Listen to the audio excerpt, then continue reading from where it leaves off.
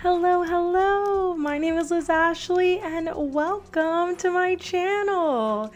Today we are going to be reacting to some clips from Bill Maher and Anna Kasparian. I'm a little late to this, but Creflo, one of my members, suggested it, so I'm gonna do it because I want to do it. And of course, they're being transphobic, so we're gonna react to that. But she apparently does have some good moments when she talks about Israel Palestine, which she is pretty good on that. So we're gonna watch all of it. We're gonna be fair and we're gonna watch all of it. But hello, before we get into everything, if you want to like, subscribe, turn on post notifications, all the things. Yes, happy Sunday. I feel like it's been a long time since I've gone live, so I apologize for that. Unfortunately, it's probably going to be the last live for like a couple weeks until like the new year, because this week I'm going out of town to see my mom for Christmas. So yeah, that's what I'll be doing. So I'll be out of town for like over a week. Spend Christmas there, and then when I get back it'll be my birthday, and so lots of stuff going on. But yes, I'll still be posting videos, just I won't be going live for like a couple of weeks because of that. But anyway, that's like my more personal news. Other personal news, let's see. I had like a Christmas party with some friends yesterday. That was really fun. I had a great time, and yeah, I don't know. Other than that, lots is going on in the world, but we're not going to talk about that. We're going to talk about Anna and Bill Maher. Thank you. Yeah, I'll still post videos and stuff, so I'm still going to be posting videos. I'll probably post videos on Sunday instead of going live. So it's not going to be like a break, but I won't have like the whole setup when I go to Florida. So like that's why. Yeah, so I'm excited. I was thinking about, just a little bit more personal news and then we'll get into reacting. But I was thinking, because like I think I've talked about this a lot on my channel, but my family is very conservative, and last year I got like uninvited to my aunt and uncle's house, and so this year it's just gonna be my mom, my dad, and then my other aunt. And it's like very weird, and it's like a very weird vibe, and I don't know how to feel about it. So I was thinking about like just making a video talking about how like being kind of estranged from family and like the weirdness, and just like, because I know a lot of people probably go through it, and so I was thinking about that because it's just been, I don't know, it's been weird, and I don't know what to expect. And I'm leaving on Friday, so I'll be there on Friday. But yeah, I don't know. It's gonna be a weird Christmas. But my mom's really excited that we're having it at her house, so I'm just kind of looking at the positives, that's what I'm trying to do. So yeah, I had a friend tell me the other day that it's their loss that I'm not going to be there, and to not care what they think. So my family that I'm not seeing. So, that's where I'm at right now. Anyway, done with the personal news, but I probably will make a video about that. So if you're going through the same thing, I understand, and I'm here for you. But all right, let's get into this. So Anna was on Bill Maher's, I think it's Club Random. I don't know. I hate Bill Maher. I hate Bill Maher so much. And something that I also wanted to put on the record is I hate Candace Owens and I hate Tim Pool, both of them. I just made a video about Candace Owens and Tim Pool, and I think people thought I was like a Candace Owens fan. No, I feel like in the video I'm like, I hate Candace Owens too. So I got some comments that like thought I was a Candace Owens fan. I was like, what? That's not what this video is. No, I hate her. I hate her just as much as Tim Pool. Maybe even more, because I think she's more dangerous. And she's, yeah, I don't know. But my video on Wednesday will be about her and Erica Kirk and Barry Weiss and all that shiz that's going down right now. The interview with Barry Weiss and Erica Kirk just came out. I was actually watching Hassan watch it just a second ago, and yeah, it's wild, and I have to make a video. I don't want to do it live because I don't know. I'm just worried how I'll react to some of this stuff. Because I mean, of course, when it all first happened, I was like, okay, I'm not going to get too, like, I'm not going to say too much about Erica Kirk because, like, she's going through a lot, whatever. But now I'm just like, man, she is so unlikable. She is so unlikable. But anyway, that'll be my video on Wednesday. But yeah, no, I hate everyone in this video. So same with this video. I don't like Anna, like, at all. And I hate Bill Maher. Bill Maher's the worst, okay? So just putting that out there for everyone to hear right from the beginning. Yes, she is more dangerous. She is smart, unlike Tim. That's what I was gonna say. I was gonna say Tim Pool's just like dumb, right? Like Tim Pool's just dumb. But Candace Owens, like, she knows what she's doing, and she's getting a lot of normies into it too. And I think a lot of people are like actually listening to her because they think she's correct. And we'll go into it more in my video on Wednesday, but like I've been watching some of her stuff, and like I don't understand a thing she's saying. Like, these conspiracy theories are insane. Like, I don't understand a thing she's saying. And I'm just like, bro, I can't believe that so many people believe this, but they do. And people just love her, and it's scary, honestly. I don't like it, but here we are. I mean, she's giving Nick Fuentes a run for his money, which I guess is, I don't know. I don't know. I feel like the two sides of the same coin. I don't really see much difference in them, but whatever. Okay. Anyway, we're going to watch Bill Maher and Anna Kasparian. So the first clip that we're going to watch is the section where they talk about, where Bill Maher kind of tells Anna that she sounds like J.K. Rowling. And then she's like, well, I mean it as a compliment, which is not a compliment, but okay. So that's the first part we're going to watch. And then we're going to watch the part where they argue about Israel, because I've heard that's really good. And then, there's this one Vanguard video that I haven't watched yet, but I think I want to watch with you all, is I guess Emma talking about Anna. So I thought that would be fun and interesting. So we're going to talk about that right now. Okay, so this is the part where they're transphobic. So I'm going to get upset. This is going to frustrate me, but we're going to watch it. I already watched some of it. It's going to frustrate me, but anyway. Okay. I mean, the bizarre, just this bizarre obsession with putting women, rather men, or at least people with penises. Oh, you're gonna get me in trouble. You're gonna get me in trouble. Yeah, you are in trouble.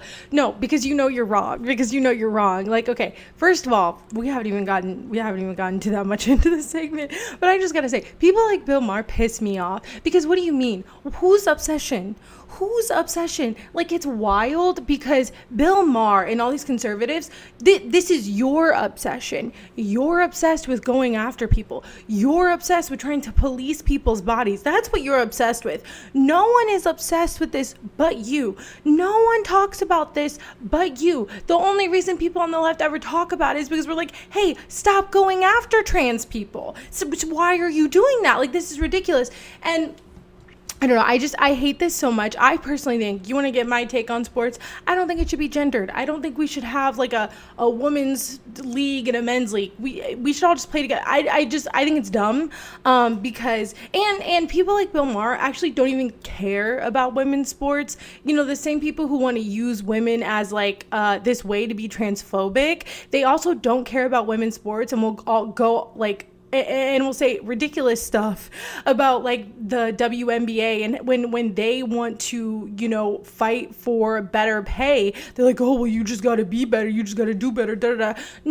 No, like, they deserve the same pay as their male counterparts. They do, but they don't get that. And they don't get that because because of misogyny. And for a long time, they weren't getting the same kind of promotion. They weren't getting the same kind of sponsorships. And just the NBA was. And so that is why they had like lower viewership, or didn't make as much money, or whatever they were saying. But now the WNBA is doing incredible. And so when you actually have like sponsorships and people putting time and money into it, then then they do well. But see, they were just doing that with the NBA first. And so I just hate this because it's not about women, it's not about protecting women, it's never been about that. It's just a way to be transphobic, and it's a way for people like Bill Maher, who are essentially conservative, and like Anna Kasparian, who are, I don't even know what she is, but essentially conservative.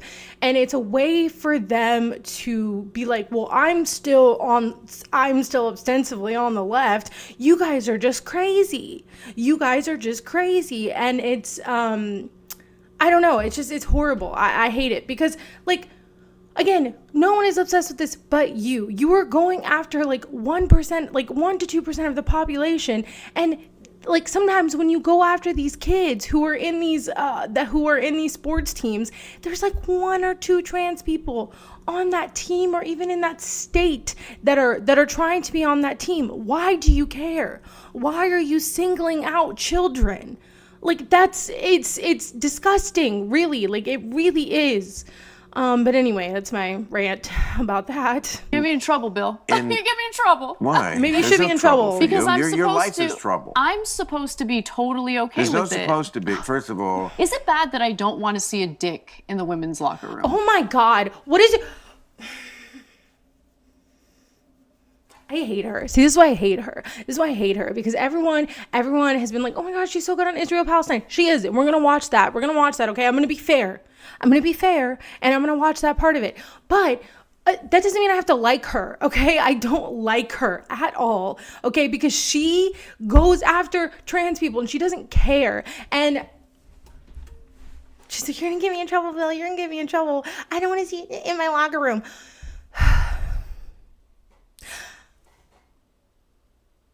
When has that happened to you? Name one time. When has that happened to you? When has that happened to you? Tell me, please. Because I've gone into locker rooms. I've gone into women's locker rooms, and I've seen people undressing, and that made me uncomfortable. Maybe it's just because I'm like weird. I don't know, but like that made me uncomfortable. I don't like coming in there and seeing everybody. Like, what do you mean? I don't know. Like, when has this happened to you? When has this ever happened to you? And like, if you go places, and this is the part that I hate, because people are like dressing rooms and bathrooms. Go to a place with a unisex bathroom. It is easy. There's nothing wrong with it. The Alamo. I go to the Alamo, the theater, all the time. And they have unisex bathrooms. And guess what? It's perfectly normal. Nothing happens. Everything is fine. So like, this is ridiculous. This is so ridiculous. Oh my gosh. Okay. Yeah. Is that bad? no. There's no. I just don't. I don't Is want to that what's see caught happening? in- Is that what's happening? Like, this is what you're making up things that are not happening. This is not happening to you. This is not happening to people. You're making shit up. What are you? Who is this happening to? the women's locker room. And you shouldn't. And no Who is woman this happening should. to? I mean, this is basic 101. And this is, again, to my point about, like, if I just listed, and I could do it for a long time, the things that they do because they're so tripped up by their own Orthodox ideology that they think that makes them a better person, to be so counterintuitive. No. Oh my God. Okay. I don't like, first of all, Bill Maher's not even making any sense. Like, he's not making any sense. He's basically just using this right-wing framing of, oh, you're sticking up for trans people and that's not popular. So I just don't understand why you have to keep doing this. It's just wrong. Again, when I say people on the left, and not even Democrats, most Democrats aren't even sticking up for trans people. Okay, most Democrats aren't even trying to help trans people. They're not even trying to do anything for them. It is very few and far between the people who actually give a shit about trans people in the Democratic Party. Pete Buttigieg being one of the people who's willing to throw them under the bus.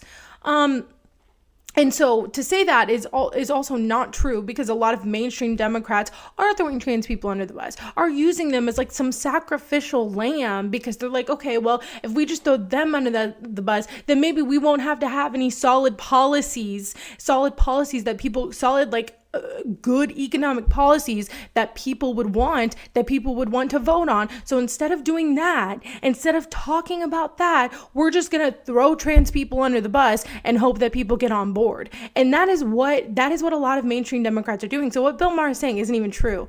But he is sitting here saying that we're obsessed. No, it's you. You are obsessed with singling a group of people out. You are obsessed with going after a group of people, and it's silly and it's stupid. And so the rest of us who do give a shit, actually, yeah, I'm going to stand up for trans people. I'm going to stand up for them because they deserve to be able to play in sports. And children, little children who are trans deserve to have that kind of childhood. They deserve that. Okay, they do. They deserve to be normal like everybody else. And so to single them out is so just diabolical to me. And then to act like you're being burdened by it when this is not happening to you. You're not going into dressing rooms or bathrooms and seeing that. That's just not happening. And so to act like this is burdening you in some way when it's not, these two privileged ass people, is just, it's disgusting. It's disgusting. I don't know. I just went on a rant. I forgot where I was going with that. I tend to do that. But anyway, it's like, we're not obsessed. We're standing up for them because I want to stand up for everybody. And also I care deeply about the trans community because one of my best friends is trans and I care deeply about them. And so like, I just care deeply about that community. And I hate when people try to act like this is some, like them just existing and wanting equal rights is some burden on you when you're like a privileged white person sitting here being like this small group of people is burdening me in some way. And when people call me out about it, it's on them and they're too, they think they're just so much better than me. No, I think that I'm going to stand up for everyone and not sit here and be some like fake feminist, this white feminist, typical of a white feminist. About all these issues like this, that this makes them the good people, that they're way out ahead on this issue, and you're not, and it's not what people want, and it goes against human nature, just and living. it's not helping. What issue? Yeah, you want to champion women, and you didn't. You did the opposite.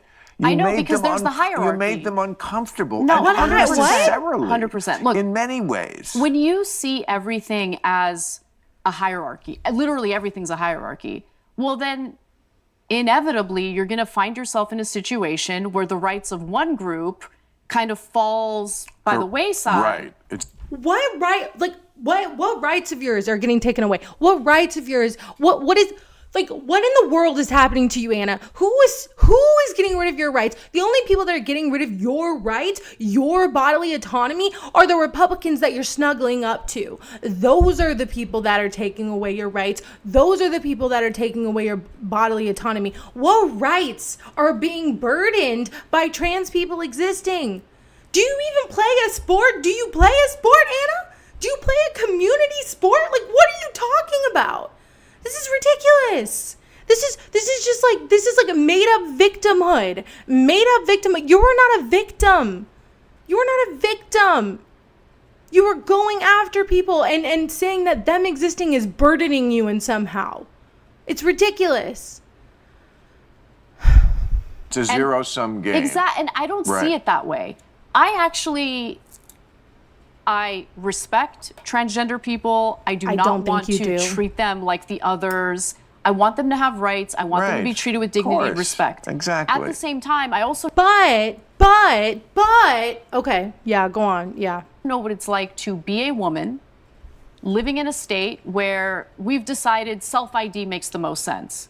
Okay, well, self-ID doesn't make the most sense. No. Because obviously, as you and I both know, there are all sorts of predators out there who are going to take advantage of that situation, and that's already happened. Has it? When? Where? When? Because the only thing I've been seeing when it comes to this whole bathroom thing that everyone wants to talk about is cis women who people don't think look cis enough, they go after them. There's this one, she was a queer person, and she was literally like, they kicked her out of this hotel bathroom, and she sued them, and I think she won money, but they kicked her out, and because they didn't think that she looked like a woman. So actually, Anna, this whole debate of who is a woman and who is not hurts everyone. It hurts all women, because what happens is now you have people who think that they can decipher, or they can just tell, or whatever the hell, whatever dumb shit that they think like that. And then now you have women actually being harassed in bathrooms because people don't believe that they're a woman enough. That's what's happening. And I've heard of millions, not millions, I'm just exaggerating, but I've heard of many of incidents like this. There have been countless numbers of incidents like this. So I would like to know what Anna's talking about, because actually what she's being a proponent for has resulted in women being harassed. So I'd love to know what Anna really thinks that she's saying. I would love to know examples. Right. So there was that big We Spa story. Okay, here we go. And it turned out that the so-called transgender woman who was allowed into the women's locker room at a Korean spa in downtown LA was not actually a transgender person, was a person who had a long record of, sexual exploitation and assault or whatever, pretended to be transgender, gets into the women's locker room. And I felt so bad because I bought the cover story when it was first reported, but I was wrong to buy. Well, so then it's not okay. So then it's men that you're afraid of. It's men that you're scared of. It's not transgender people, and you shouldn't be trying to police. You shouldn't be trying to police them and where they can go and what they can do. And the other thing is like, I don't like. Here, we'll let her finish. I should have asked more questions. And that poor woman, she happened to be a black woman who's complaining at the front desk of We Spa. She was dragged through the mud when in reality, she witnessed this person fondling themselves in the women's locker room. Now, this person is not transgender. This is not an indictment of transgender people. It's an indictment of a policy that was not thought through. And as a result, there are women who are going to suffer. And as a result, there are transgender people who are going to suffer because people are going to make the mistake of thinking, oh, well, that guy was transgender and this is how they behave. No, this is not how they behave. We need to be smarter about these policies. It's that simple. It's so good to hear you say that. Yeah. Really good. I did not expect that. Really? Well, in general. Really, I'm shocked because Anna literally, like, the whole reason that she turned to the right is because of her birthing person episode. Oh, you're a lot more reasonable than I thought you would. The fire breathers. He doesn't even know who Anna Kasparian is. Like, he has no idea who she is. I feel like there's a lot of people who just now discovered her and like don't know her lore, like don't know about her. Always trying to. I mean, if we start talking about Gaza, I think you're going to disagree with me probably. That's probably where we have the most disagreement. But in terms of the transgender issue. Well, maybe later. I hate him maybe so later. much. I mean, because I will definitely carve you into little pieces on that one. I don't know about that. It's funny because when I was looking up these clips up, it's funny because you see like people on the left who are like Anna, did so amazing against Bill Maher. And then you see people on the right and they're like, oh, Anna's stunned by Bill Maher's like Israel defense or whatever. It's so stupid. But yeah. Okay. We can't meet fascists halfway. No, exactly. It was someone intersex. Oh, but it was a sexual assaulter too. Well, that's what I'm saying. And so that's why it's like you're basing policies off of one person who is a serial sexual assaulter. And so that has nothing to do with him being a trans person. Then that has everything to do with him being a serial sexual assaulter and criminal. Like, and I understand that she says that, but then she uses that instance to be like, and that's why trans women shouldn't be able to be in the women's bathroom. And it's like, no, because what you just said is like, you just said it though. That is one instance, and that is not an indictment on trans people. So trans women are women, and they should be able to go in the women's bathroom, and that's just what it is. And so that's why it's frustrating when she uses that logic, because she's using it in the way to go after trans people and to like punish trans people for something that they didn't do, you know, for something that someone that a serial sexual assaulter did, like that person, that's why they did that. So it's very frustrating, honestly. But yeah, I don't know. I hate this. I hate this. And this is one of the biggest reasons I hate Anna. She did poorly compared to what she's usually on in Palestine. Okay, so I'm interested. I'm going to watch it. We're going to watch that part too. Because I'm interested to see, because that's why a lot of people like her. I feel like right now, like a lot of people on the left, or a lot of just like normal libs, like really like Anna Kasparian. And it's been bothering me a bit. And like, I get it. People like her, whatever. But it just bothers me because I feel like a lot of people don't know her or haven't watched her, or maybe haven't watched TYT, and they just see her on like CNN or whatever. And so they're like, oh my God, she's amazing. And it's just frustrating. But I'm happy because Emma started going on CNN. And so I think she's a good counterbalance to be like, no, okay, Emma is the person that I feel like people should be listening to, not Anna. That's just my 2 cents. Bill's not really arguing, just insulting. Yeah, I hate Bill Maher. Like the amount I hate Bill Maher. I probably told this story before, but I have friends, and I have really good friends, and they're very they're progressive. They're very progressive, but they're like older, so I think they used to watch like Bill Maher when he was like, you know, younger, and I don't think they really watch him anymore. And so I forgot how we got on the topic, but they said they really liked Bill Maher, and I was like, ew. And they just kind of looked at me, and I had to like calm down. I had to be like, okay, no, I'm sorry I reacted that way. I was like, I need to be normal. I'm like, I just really hate him, and he's a really horrible person, and he's really transphobic. And they were like, well, we didn't know that. And I was like, it's okay. I'm like, it's okay. I'm like, I just need to act more like a normal person, and not just like a very online person when I interact with people who are not as online. That's all. My fault. You used to watch Bill during Bush. Yeah, I know he used to be better. And I know he's changed a lot, which is why it's so funny when he says, no, the left left me. No. No, man, you were conservative, and you just don't want to admit it. But I think that a lot of like older liberals, I think, are becoming very conservative, like Gen X, like boomer, like who would ostensibly be liberals. I think they're becoming like way more conservative because they just are angry with people younger than them. I don't know.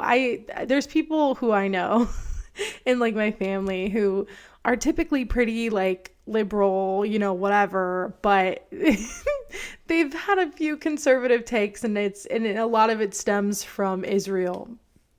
So I think, you know, I think what's a lot of the younger leftists started being like anti-Israel, a lot of like older boomer libs got really like upset, you know. I don't know, that's just my take. Anyway, let's get back to Bill Maher and Anna. Bill. Okay. I don't know about that. We'll see. But on this one, Yeah. First of all, good for you for saying that. I say it all the time. It's no shame to say, "Oh, I believe the cover story." Yeah, I did. Because the cover story just means that everybody has their own narrative. Nobody pursues the truth on either side. You have to work really hard. Yes. But since it's my job, I do, to get the full story. Nobody I ever highly prints doubt that. if you read the New York Times and the New York Post, it's like these two, it's just funny to do it. Because it's like, oh, I see what you left out. Oh, I see what you Totally. I see love what you doing left that. out. It's not that either one of you. Oh, of course, they both lie to a degree, and the New York Post is sometimes just flat out funny in how they do it. They just omit. Yes. And you know, but like you sound like, and I say this as a compliment, J.K. Rowling, because this is her thing. And I don't know if you... That's not a compliment. That is not a compliment. She is a crazy person. Okay. And it's funny because, like, I have been known to like Harry Potter, and I've been known, I'm just kidding. But I forgot one time I was telling my mom or something, or I forgot what but my mom was around, and I was like, I like Harry Potter, but I hate J.K. Rowling. I was like, I hate J.K. Rowling. And my mom was like, you didn't have to say that. Like, why'd you say that? And I'm like, because I need to make it known that, like, I hate J.K. Rowling. Like, I haven't watched Harry Potter in a very long time, but I did used to like it. Like, I liked it a lot, and I still like, you know, but yeah, I just hate her. And my mom was like, you don't have to do that. Like, you don't have, and I'm like, yeah, I do actually. I do have to do that. I hate her, and I think she's a crazy person. And I don't like her. And so I think calling her J.K. Rowling is like not a compliment, okay? Oh my God. Saw her take apart Emma Watson. No, I didn't see that. There's something she that took was apart Emma not Watson? reported Sure, in the New York Times that I saw. Okay. Like, we don't see that. We don't notice this. I love Emma This is not Watson. worthy of comment, and it so fucking was. And of course, in the New York Post, they loved it because J.K. Rowling, brilliant J.K. Rowling. I mean, not that I've ever read Harry Potter. To me, it's a Brilliant. What? No, you know, oh my God. No, she's not like brilliant, okay? And even it's funny because, like, you know, I've gone to like Universal and stuff recently, and if you go like to the Harry Potter world or like in one of the rides, I think Gringotts is one of the rides. You walk through it and it's like the bank and everything, and like I was walking through it and I was like, oh my God. Like you know, a lot of I'm not too woke, friend, because I'm walking through it and I'm like, oh my God, like she really is like the whole book and all, she really did have like a lot of like anti-Semitic, anti-black themes in that, or like names, or like just like moments within Harry Potter, and you just look back and you're like, oh shit. I'm walking through Gringotts and I'm like, oh God. I was like, I'm like, I need to stop because all I'm thinking about is like, wow, they have, this is supposed to be the bank, and oh God, yeah, it's looking back at Harry Potter, you're just like, shit. So no, I don't think she's brilliant. I think she's a crazy person.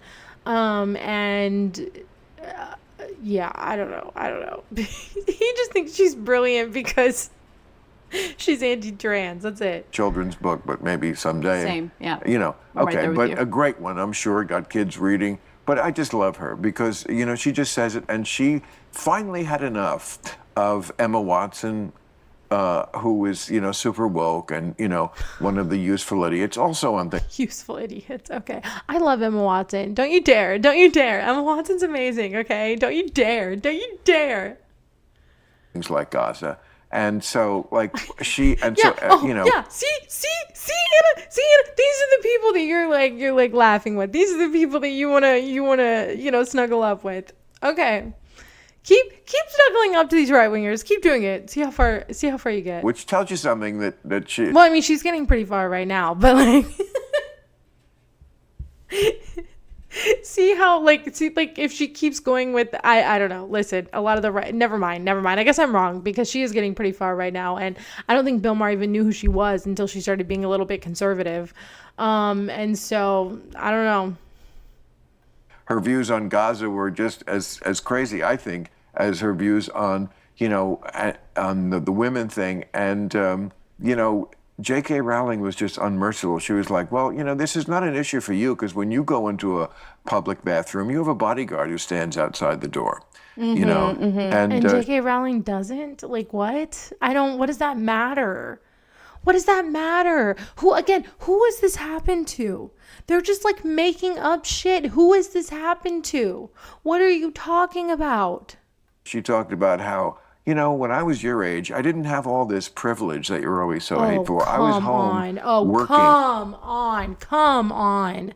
Come on. Come on. I hate it. I hate it. I hate it.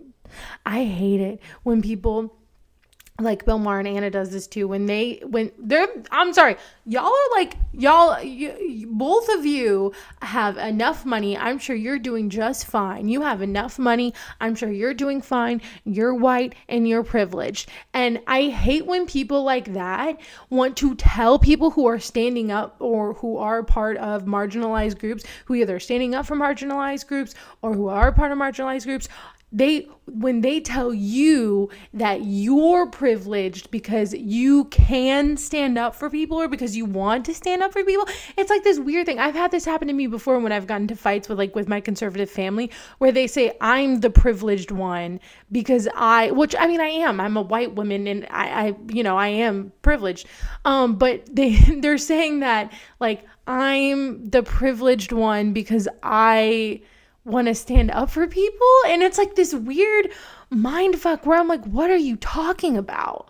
Like, what do you mean? Like, I'm like, if I call you privileged, you'll sit here and get mad at me and yell at me and tell me, oh my God, how dare you? But you call me privileged, and I'm like, yeah, I am privileged, and that's why I want to use my privilege to stand up for people. So like, I don't understand what this is right now. I don't understand this conversation we're having. Like, this doesn't make any sense.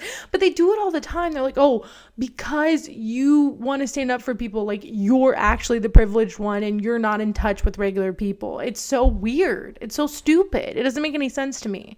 On the book that made you a star. You know, it was, she just wasn't having it anymore. Yeah. You do get to a point where, and I think on a lot of issues, I'm at that point where you're just sick of the BS on both sides, right? And you want to cut through all of it.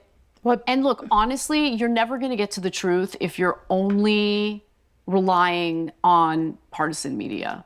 And that's what I was doing. I was very much in a bubble. I didn't realize I was in a bubble. So now it's like, I have to eat my vegetables. To me, eating vegetables as someone who works in media is reading and consuming content that you know is going to make you uncomfortable because it's going to challenge what your preconceived notions are. If you're listening to a podcast... The truth never makes me uncomfortable. It only exhilarates me. I mean... You don't know the truth. What do you mean? The truth only exhilarates me. What? What truth? What truth? What truth? You don't know the truth. The truth of what? The truth of what? What are we talking about? What? No matter where it's, on whatever side it is. Yeah. Okay, but but you how want do to you talk know about a little bit of truth and gossip then? You want to get exhilarated right now? That's what I'm saying. That's what I'm saying. He says the truth, but he doesn't. When does he talk about the truth? When are his opinions ever the truth? What? No. Exhilarate I know you. you're going to say genocide, and I'm going to say, well, you don't know what the word means. And it's like, if you don't even know what the words mean. I'm Armenian. I know what the word means. Right. Yeah. Okay, it's when you try to wipe out an entire... Right. No. This is what I'm saying. I think I said this one time when I said I like Zoran, and someone who I know was like, oh, you just like, well, they didn't say that I liked him because he's like attractive, but they're like, oh, well, he's really attractive. And I'm like, that's not why I like him. Like, I was like, I had to be like, no, that's not why I like him though. Like, I like him, because of his policies. Like, this kind of... And it's not just like to women, it's also to just like younger people, or just like people who are on the left. I think a lot of times they're conservatives or people who are just like pro-Israel are always like, well, you just don't know what you're talking about. Like with Hillary Clinton, she's like, well, they just don't know the truth because they're watching TikTok.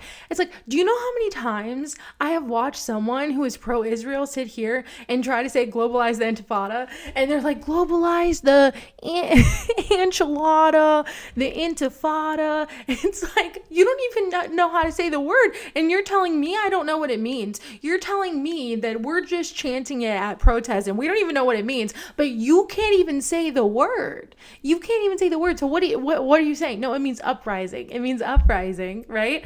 But So this is like a tactic that a lot of people are using, and that's why I think it's so crazy that Anna's just like, she wants to snuggle up to these people, and then they talk. And then when it comes to a situation where they don't agree, they want to talk to her, they want to talk down to her and talk to her like she's stupid, and like she just is like, okay, whatever, like I'm still gonna try to snuggle up with these people because at least it gets me on Bill Maher, it gets me on CNN, it gets me here and there. Yeah. Population of people, which they didn't come close to doing. I mean, they prosecuted a war in which they were attacked, which everybody gets to do. Which, by the way, let me just say, you know, if they were literally going after Hamas, which they that is were. legitimate. That's totally legitimate. But that's not what's happening. Hamas hides in tunnels underneath hospitals. You can't go hold on. Hamas is the Bill, bad guy. If you don't Okay. Actually, really quick. This makes me think of something. But okay. Okay. Okay. Okay, all right. Yes. What you said, yes, that's the Harry Potter thing, yes. And that's why I was walking through the ride and I was like, oh God. I was like, I am definitely the too woke friend because I'm walking through the ride and I felt so guilty. I felt so incredibly guilty. I was like, oh my God, why am I riding this ride right now? I'm walking through this and I'm like, oh God, this is horrible. I never realized this before, but it's bad. I'm tired of the bull side stuff too. They don't know the name of the river to the sea. They can all be against kids being killed. Yeah. No, and so they always say that, but something Walter Masterson posted the other day was really, really good. And it was about the tunnels. So I wish I could find it. I might try to find it because it's really good. It's about Stranger Things. And it's like my favorite thing. Let me try to find it because it's really good. He posted it the other day and it's about the tunnels. Here we go.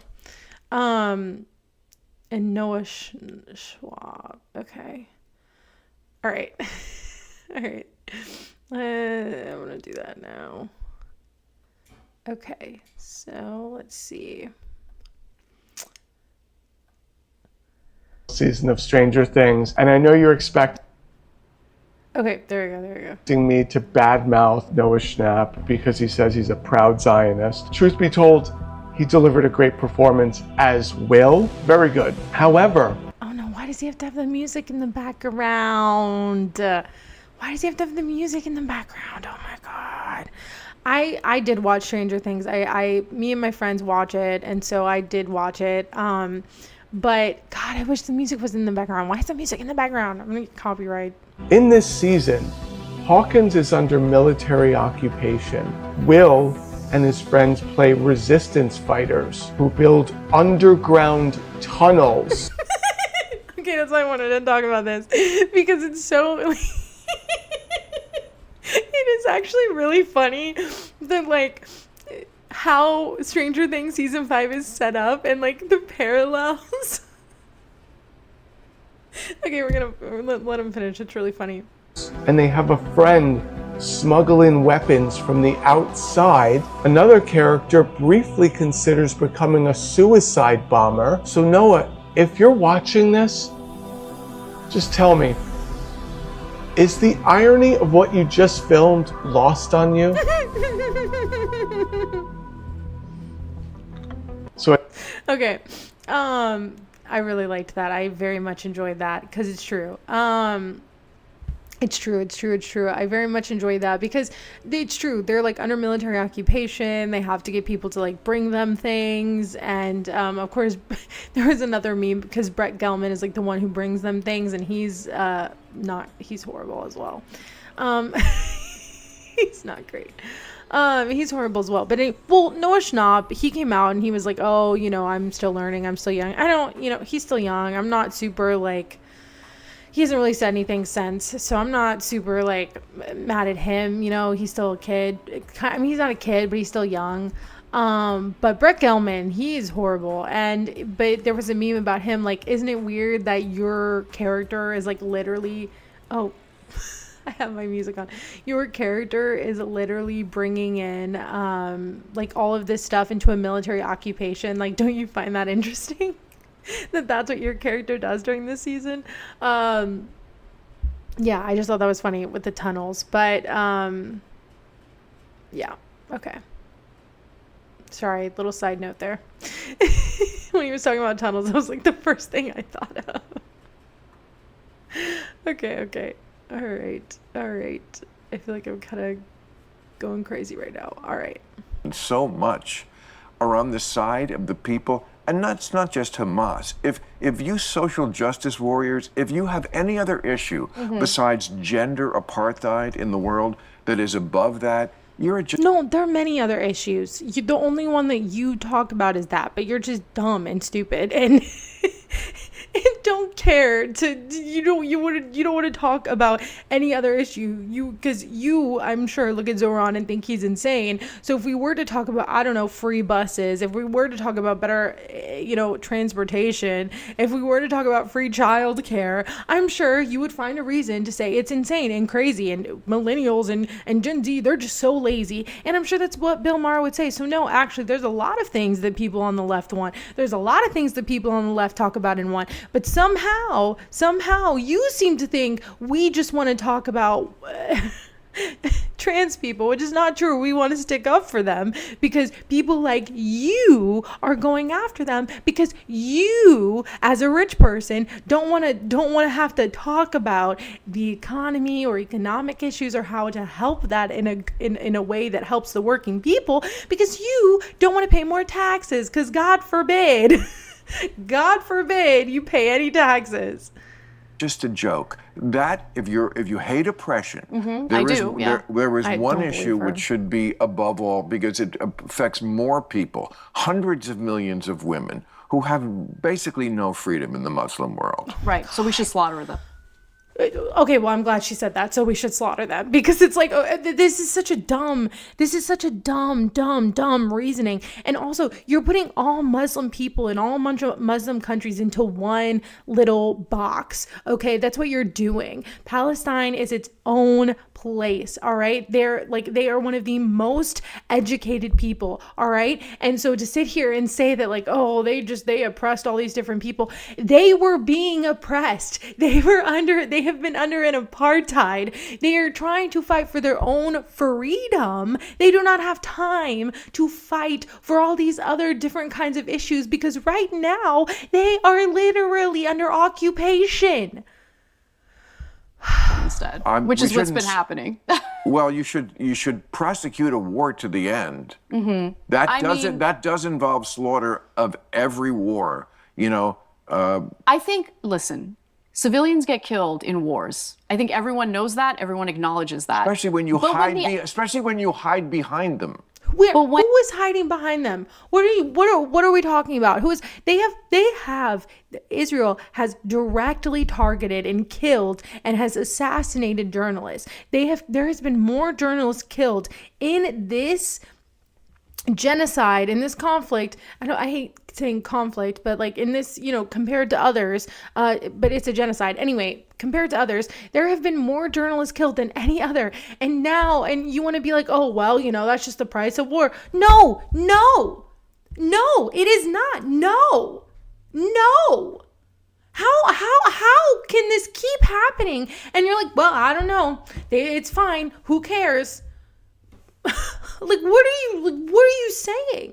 What are you saying? They have directly gone after and assassinated educators, journalists. They have killed whole families of people that have spoken out, of people who have documented what's gone on in Gaza.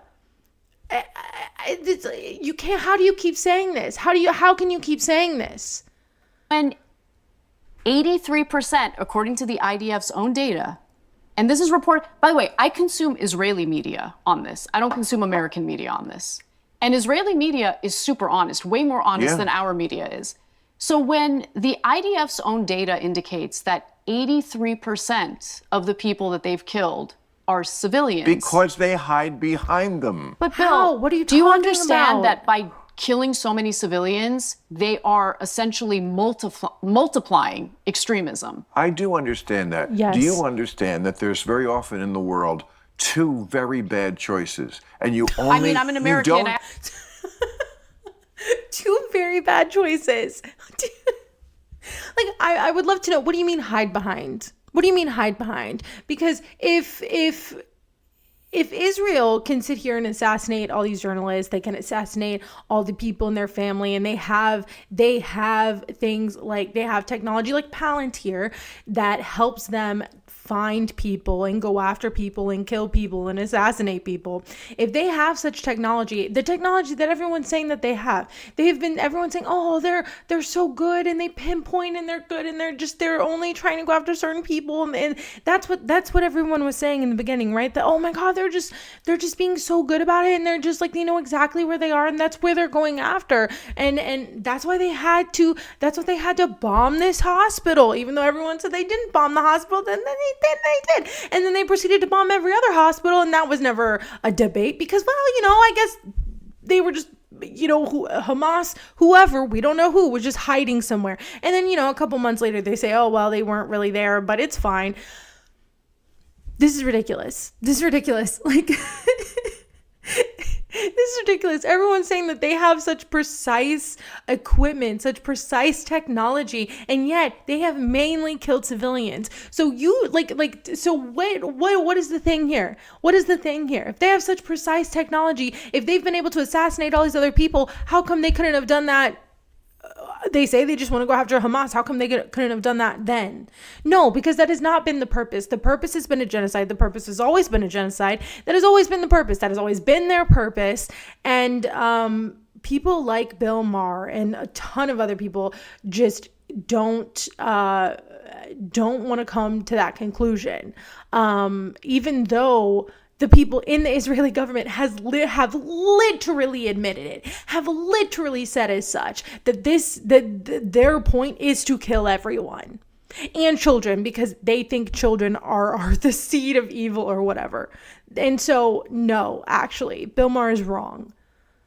Have to vote in presidential elections. Yes, I do know that. Okay, you don't have the good choice. Mm-hmm. You have the bad choice and the even worse choice. Israel has been being attacked by Hamas. First of all, the entire Arab world rejected them for 75 years.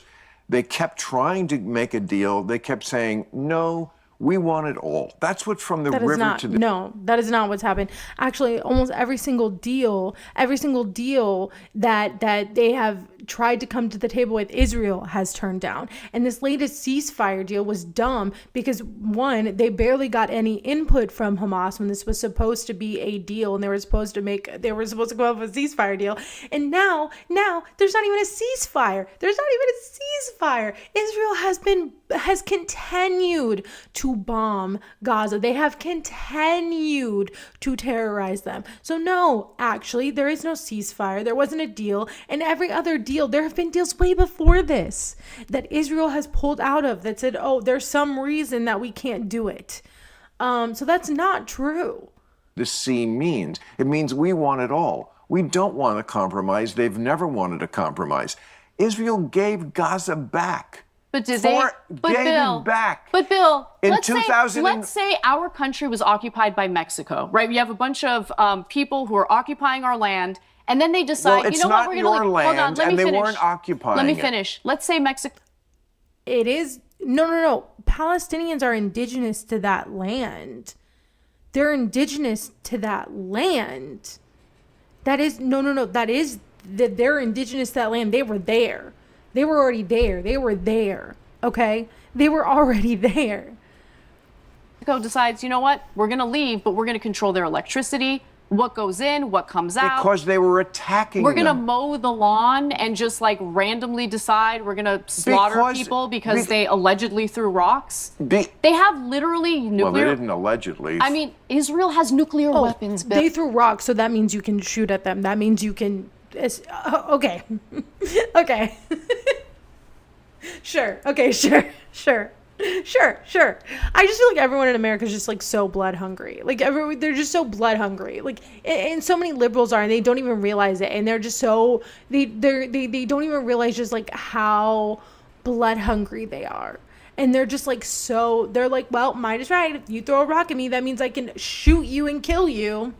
Okay. Like, like, of course, you're an American. Of course you think that. Like, they have nuclear weapons. And they don't, and that's they have the world's right. military superpower backing them. Right. Well, they have nuclear weapons which they don't use. If Hamas No, they don't use it, but just pretend if like... if Hamas had a nuclear weapon, how many seconds would it take before they used it on Israel? I have no idea. 3.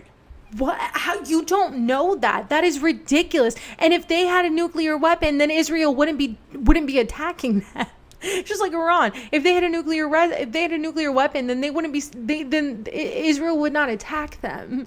Like, what are you saying? What are you saying? The only country that has ever, and that's the other thing, is Americans are like, we always want to be like, oh, if Iran got a nuclear weapon, they would use it on, and we would use it on everyone, and we would, oh my God. And it's like this big panic. America is the only country that has ever used a nuclear weapon. The only one. So we have no right to sit here and be like, oh, they would use it in 3 seconds. They would do this and they would do that. We're the only ones that have done it. America is the only ones that have done it. Because we're, like I said, America's blood hungry, man. We like to act like we're this peace and we want peace in the world. And even all the Republicans, we want America first. No. So many of these people are just so blood hungry. They're just so blood hungry. 3's the answer. 3 seconds. You don't know that. How do you know that, Bill? Come on. Because it's in their charter. If they used a nuclear weapon against Israel, I'm would pretty die. sure Well, the very land that okay. Hamas cares about Yes. would be done for. Okay, They'd be done well for. then they would be martyrs, and that would be a good thing, because that's their death cult view of the world. It's a good thing when you die. That's why they strap suicide vests sometimes on children. The fact that you can't see the moral difference between has these that two sides happened? always amazes me among people. I actually don't see the moral difference when you have like Bezalel Smotrich and Ben Gvir literally talking about exterminating the entire population of Gaza. Yeah. Okay, they're not talking about and these Yes, are they not they are. are. I mean, the statements are brazen, they're upfront, they're honest. This is what they okay. actually want to do. Well, I mean, the West Bank considering is it's another in- example. it's in Hamas- The West Bank had nothing to do with But what that's- happened on October 7th, but they're annexing that land anyway. They're raining terror on innocent people, innocent Palestinians. They're driving them out of their homes. Like, listen, I am willing to admit, because it's the truth, that what Hamas did on October 7th was a fucking atrocity. Oh, wow. Killing innocent Who people. couldn't admit that? But you have a difficult it- time at least acknowledging the atrocities that have been committed against innocent civilians in Gaza. Well, it depends on what you call an atrocity. All war... And well, see, listen. I do like that she called that out, because it's like there are so many people who continuously are like, what happened on October 7th was horrible. What happened was horrible. What happened was horrible. Continuously, over and over and over again. And yet it's never enough. Just like with Zoran, when they're like, how come you haven't condemned globalized intifada? They're like, oh my gosh, how come you haven't done that over and over and over again? He's like, I'm a mayor for everyone.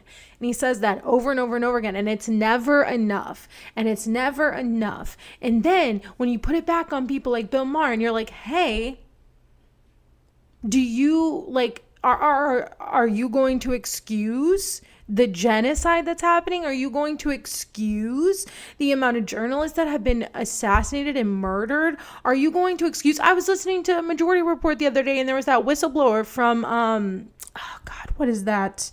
There was the group that was supposed to bring in food, and he was talking about how like there were literally over 400 like distribution sites when it was when it wasn't just this, oh God, why can't I think of the name of it? I forget the name. Maybe you all know.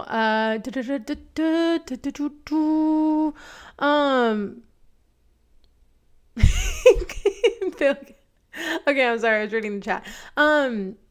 Okay, I forgot what the name of that group was, but there's that group that they hired to come in. It was like an American mercenary group to come in and handle giving out supplies and food and stuff to Palestinians. And he said there were over 400 before that they came in. Once they came in, I think it was like, what did he say? Like the 40? I don't even think it was that. I think it was like 4 or something.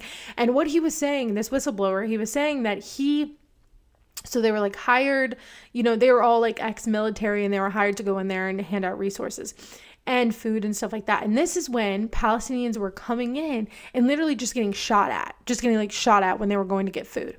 And this happened, and he was saying that like they also made them go through like active war zones to get the food. And see, I didn't know that because like Palestine's so small, and I just thought that like most of it's demolished. And so they've, if you see like the Google Earth images of it, it's very, it's horrible. But he was like, they're making them go through like the front lines of, and again, it's not a war, but this is how he was saying it. They were making them go through the front lines of it, where they were getting shot at. And so they are purposely trying to kill them. That's what's happening.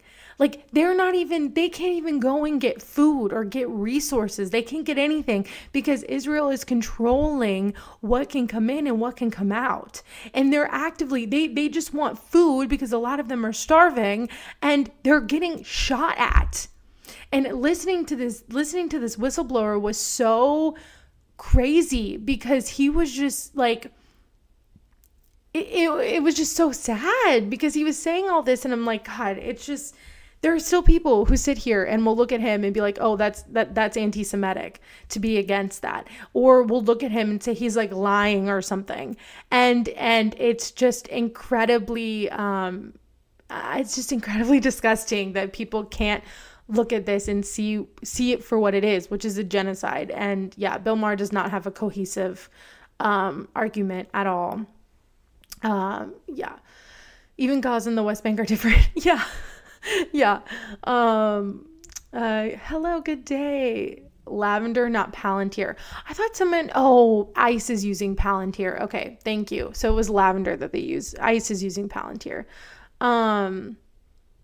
Yeah, you're right. Okay. Thank you. Sorry. All right, let's finish this part out. Or is it going to have A atrocity? double tap on a hospital? All war. A double tap on a hospital? So I when don't know. the first First of all, responders I show don't know, up? I don't know exactly what you're talking about. I vaguely remember the thing. Right. The Yeah. thing, every single hospital. Like, and that's the other thing. There are doctors that were there that have talked about this and just how horrific it is to be there and to treat people.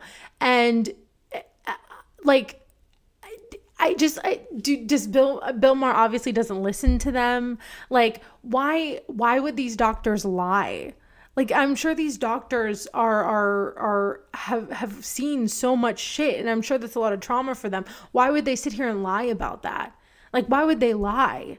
No, like, this is a genocide, and it's like the people keep excusing it, and then when she's like, I understand that October 7th was horrible, and she's like, I'm not excusing that, but you are excusing a genocide. So like, where does that put us? So I'm glad she called that out. First of all, that's an old terrorist trick. Mm-hmm. That's what they do all the time.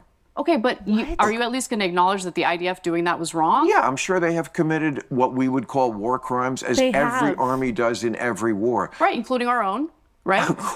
In every war, including the Civil War. Well, it's not a war, but I forget who it was who made the good point. Like, during the Civil War, a lot of people would say, especially in the South, that Sherman did not have to burn Atlanta quite as badly as he did. Mm-hmm, mm-hmm. I mean, we were pretty brutal. But would you also then just say, well, we don't know who the good guys were in that war? No, I think it was the North. I think that they committed the atrocity in Atlanta. Yet that's true. They burned when they shouldn't, and they were very rough on the South. They were still the good guys. They were fighting against slavery as Israel is fighting to survive. And also, they are the front line in the Western world. I totally disagree with you on this entirely. Well. I think much. This has nothing to do with like. This just has everything to do with like Western exceptionalism. Like, that's all he's talking about. Like, first of all, this has nothing to do with the Civil War. Okay, that's a bad analogy because you're like, oh, see, are we gonna say we don't know who the good guys are? No, yes, the North were the good guys, but they also weren't perfect. Like, they also weren't perfect, you know? They still were not perfect. But, like, this is... like, they're just, like, completely different. They're completely different. And he's like, so who are the good guys? This is not like a...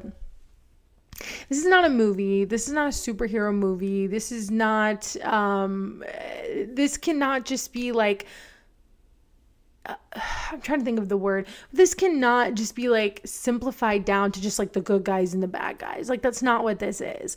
Like, this is real life. This is reality. And like the guy, the whistleblower on Majority Report was saying, there's probably over like 500,000 people that have been murdered, that have been killed in this genocide. 500,000. Like, that's an incredible amount. Like, even thinking about that is just so hard to fathom. And people like Bill Maher are going to go down in history as supporting this. And people are going to look back at this, and they're going to look back at people like Bill Maher, and they're going to be like, how could you sit here and see all of this and see all of these horrible images and see all of these doctors coming out and all these whistleblowers coming out and still sit here and support this? Like, how can you do that? Like, what makes it possible within you to do that? And for him, when he uses like they're the last Western front, it's like, okay, so you're just Islamophobic. So I don't think they would be dealing with the enmity, like the enemies that they're dealing with. They've never been asked. They've never been trying to expand. They're trying to annex the West Bank right now, and Lebanon, southern Lebanon, and Syria, which they've succeeded in. These are all places that they were attacked from. When they became a country in 1947, they said, okay, we will accept half a loaf. They had as much right to that land as anybody. There was a continual presence there since 1000 BC when King David had a kingdom. I don't care about that at all. Okay, but it's relevant. But you can't. It's relevant to people. It's relevant to. You can't wipe out innocent people because you used to live there like centuries ago. You're calling them colonizers. They are colonizers. They're expanding. Yes. Yes, because this was a colonial project. This was a colonial project because Britain was like, oh, well, we don't want you to come here. That's what's so fucked up about all of this, is that just the fact that Britain was like, oh, we need to take all these people and put them in their own little state because we don't want them in the UK. Like, that's anti-Semitic on it. Like they were also anti-Semitic. Like you can't, like, okay, anyway. Britain were the ones who were like, we're gonna take them there. Well, where was the other place that was it like No, it wasn't Argentina. Was it like Haiti? It wasn't Haiti. I don't know. There was another country. It was between where Palestine was, and it was between where Palestine is and where there was a different country, and I forgot what it was. But Britain was like, okay, we're gonna let you have a land, either one of those. And so in both cases, they would have been colonizing that land. Now, is it their fault that people were coming from Germany who were being gone after and the Holocaust happened and being like oppressed? No, it is not their fault. But when you colonize land, or when you come over and you're like, okay, well, now we're in charge of you and you have no rights and we're gonna make an apartheid, like, that's just like, you can't do that. Like, you were colonized. Like, there were people living on that land. If you are now trying to take it over, that is colonizing it. I don't know what else I'm like, that is the definition. I don't know. Like, this is so crazy. And they're annexing land. That's what colonizers do. First of all, the holidays are that special time. I don't care about this. What? Ew. You can't defend your borders. So if I were engaging in these negotiations with the Israelis, I would say, listen, I respect the territory that you're offering. However, we need to militarize. We need to protect our borders. To me, that's a big thing. But that's not what they ever used it for. Again, they gave Gaza back in 2005. They could have chosen... They didn't give Gaza back in 2005. They left Gaza, but didn't really leave Gaza when they had complete control over the territory. Because they kept being attacked. Excuse me, just let me finish one sentence. Go ahead. Okay. What'd you say? Madagascar and Argentina. So it was Argentina. Okay. Greater Israel is the goal. Yeah. It was not the British did not want them there. They needed people to move to the land and they occupied, and Brits did not want to live there. Oh, okay. Okay. Thank you. I did not know that. I thought that they just like, because I know like America, when it came to fighting against Nazis in like Germany, they were not really with it at first and they kind of just let it go. And then eventually they started fighting back against them. But I know there were a lot of like people who in America who were like pro-Nazi, and like after the Holocaust, I know like there were a lot of countries that still weren't like I knew like afterwards it was still, there were still people who had like, who were anti-Semitic, who didn't want them to like come into their countries. And so like, it's very difficult because I feel like Britain and like, I just feel like a lot of colonial countries had a lot of like, had a lot to do with all of this. And so it's always been like a colonial project. Like this has always been a colonial project, if that makes sense. Yeah. Thank you for that. Thank you for that. They could have turned Gaza into a state that was much more like, I don't know, Dubai or something, if they wanted to. They didn't. Hamas took over right away. They never had elections after that. Mm-hmm. You're right about that. You're right about the elections, They're yes. a terrorist mafia. Their own population is terrorized by them. They don't like them. All they did was import weapons from Iran, build tunnels, and use it to prosecute this war against Israel. They never used it. So of course Israel is going to be defensive. Their issue was they were not defensive enough, which is why October 7th happened. So you're making good points. I'm going to... Oh no, why did it freeze? Okay, there we go. It's like, I think it caught up. Okay. See to some of them. Not all of them, but Oh, I don't even know Bill, why you want to talk about this. I know. It's so funny because all the conservative videos about this are like, Bill Maher like butchered Anna, and it's like, I don't really think he did. I don't think he did. He's just using the same talking points that everybody else uses, and she actually has facts. You know, I don't like Anna, but she does. I feel like she does talk about this very well. No, I know. I'll ask you one more question. We can move on. It's frustrating because My problem is, okay, even if I concede entirely to everything you're saying, how about a little bit of ire directed toward Benjamin Netanyahu, who's the guy who facilitated the funding and has totally admitted to facilitating the funding of Hamas? Why did he prop up Hamas? Because he wanted to essentially discredit the PLO. It's a great question. I mean, there's all kinds of whatabouts you can say. But it's not a whataboutism. No, it's not a whataboutism. You just don't want to admit you're wrong, Bill Maher. You just don't want to admit you're wrong. I did this. This is my uncle that kicked me out of his house. The reason that I'm not going to like Christmas with my family. He did this to me. That wasn't why we got into the latest fight that he kicked me out of. But this happened once and it was like right after. It was the Christmas after October 7th, and I remember telling him, I said, no, Benjamin Netanyahu has actually like funded Hamas. And he got so mad at me. Like irrationally. He was just like, why would you say that? Like, how dare you? No, he hasn't. You don't have any proof. I'm like, there have been literal like journalists who have reported on it. Yes, it is true. And he's like, no, you're wrong.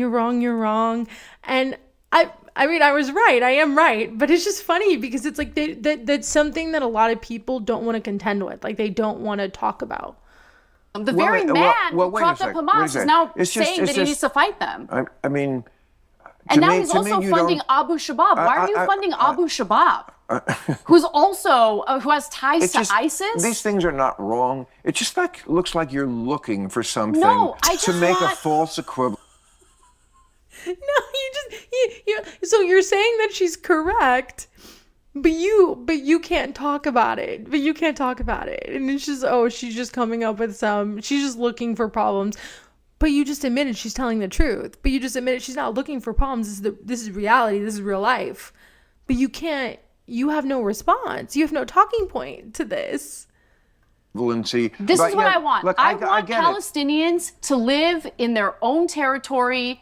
I want them to be able to govern themselves. I want Israelis to live in peace and safety. Then and stop we're attacking never them. good- Then no, stop I'm going to attack them attacking as them. long as they're doing what they're currently They're doing in retaliation for not being retaliation. attacked. Of course it is. How? They've been attacked. They were encircled. Lebanon. Why are they in Lebanon? Because Hezbollah was attacking from there. Right, in response to what they're doing in Gaza, yes. Yes.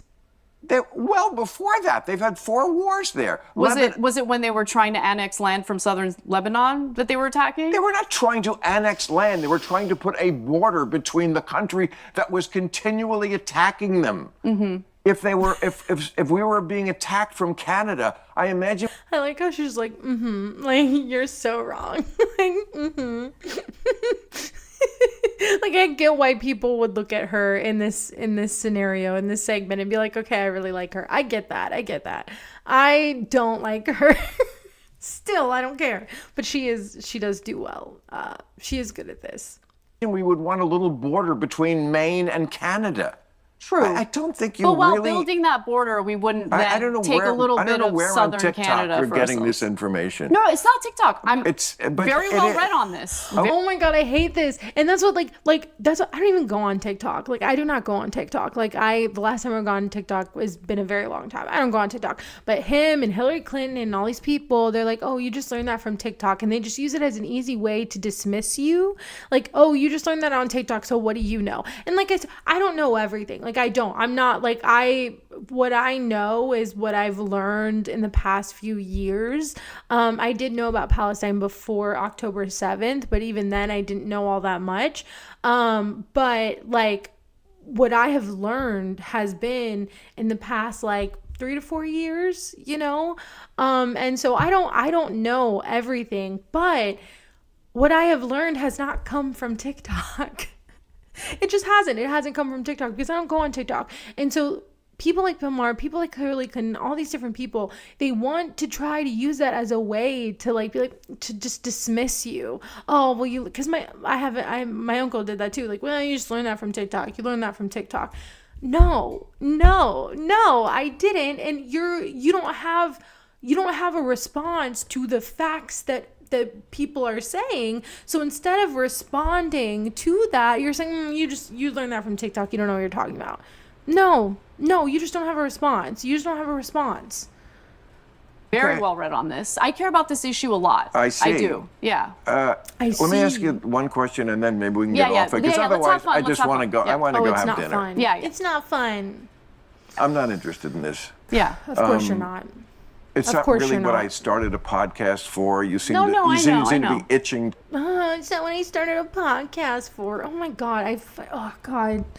He did not. Like, to all the right wingers, like Benny Johnson has this crazy thumbnail of like Anna Kasparian looking crazy or whatever and saying, oh, Bill Maher, did you do? He did not. He did not. Bill Maher sounds stupid in this, and Bill Maher has no idea what he's talking about. Bill Maher has no coherent response or argument, and anytime she brings a counter, like she counters him with her facts, he has no response but to belittle her and be like, you just listen to TikTok. Like he has nothing. He has nothing. To get to it, and now that you have, I'm not going to like back down on it because I don't want and you I'm to. not Jewish, by the way. Oh, I didn't accuse you know, you of being. That wasn't. Yeah, no one. Yeah, no one correlates that, but you. No one correlates that, but you. Because actually, a lot of Jewish people are on the forefront of this fight. A lot of Jewish people understand that thinking that anti-Semitism and anti-Zionism are the same thing, thinking they're the same thing, is actually counterproductive. It actually hurts Jewish people and has caused a lot more anti-Semitism and has, like, in the discourse, and has caused people like Candace Owens and Nick Fuentes to come to the forefront, and now a lot of people listen to them on this issue, which is not good because they are very anti-Semitic, and they're Islamophobic, they're anti-Semitic. Like, they're not in this because they care. They're in this because they're grifters, and they just want to they just want, they find this as a way to push their anti-Semitism in a way that people will listen. And so that's what Nick Fuentes and what Candace Owens are doing. And so when you try to conflate anti-Semitism with anti-Zionism, that is what happens. Then the wrong voices start getting heard, because you're saying that everyone's anti-Semitic when there are people, and there are a ton of Jewish people that are on the front lines of this fight, that are fighting against this genocide. And so the fact that Bill Maher even said that just like shows where his head is at, and shows that he doesn't understand this, and he doesn't understand that there are plenty of Jewish people who are against genocide. And it's honestly, I think, anti-Semitic and disgusting to think that all Jewish people would want to be for genocide. That's crazy to me. But people like Bill Maher seem to think like that. Jewish, and then it wouldn't matter if you were. Yeah, that's what I'm saying. It doesn't. I what do does that this have to do because with I think anything? it's the right thing, and because I feel like I know the history and the politics of it. But I you respect don't. your perspective. Okay, Yeah. but if you had to live in the Middle East, so tomorrow, Anna, you got to go live in the Middle East. Where would you live? You can pick one city, any city. You can, as far away as, say, Pakistan. You could live in Karachi. You could live in Cairo. You could live in Amman, Jordan. Pakistan.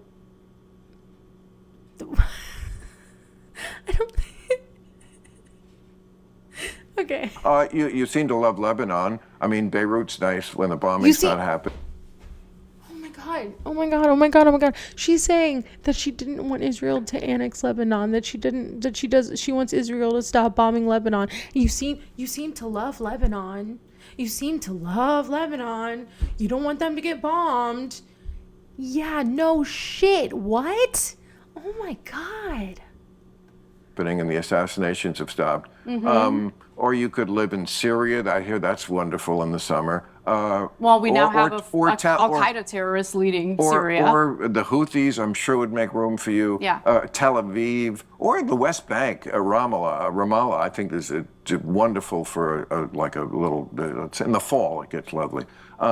Where would you live? What city would you live in? Well, where do you think you'd sure, be comfortable in that dress? I'm sure it would not be.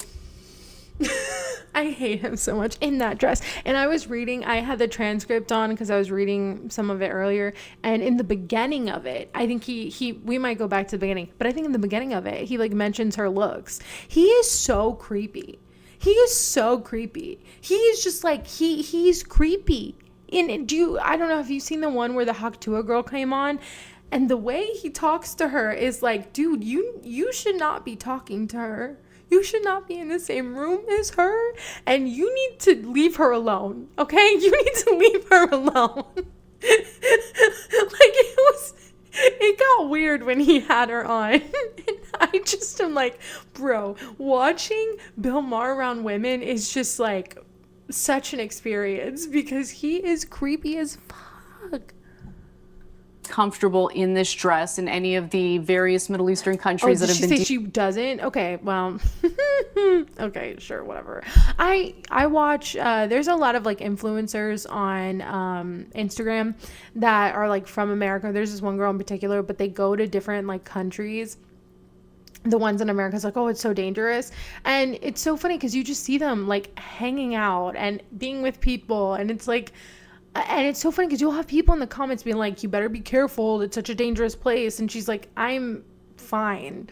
Like, I'm fine. Like, I was here. It's a beautiful country. The people are beautiful. Like, what is, like, your brain is so warped. You're so, like, the American exceptionalism and just Islamophobia makes you think that going to these countries is just like so dangerous and crazy, and oh my God, like you're just like, you think you're just gonna step foot in there and something's gonna happen to you. And it's like, dude, we live in America. Like, do you think America's safe? Like, I don't think America's safe.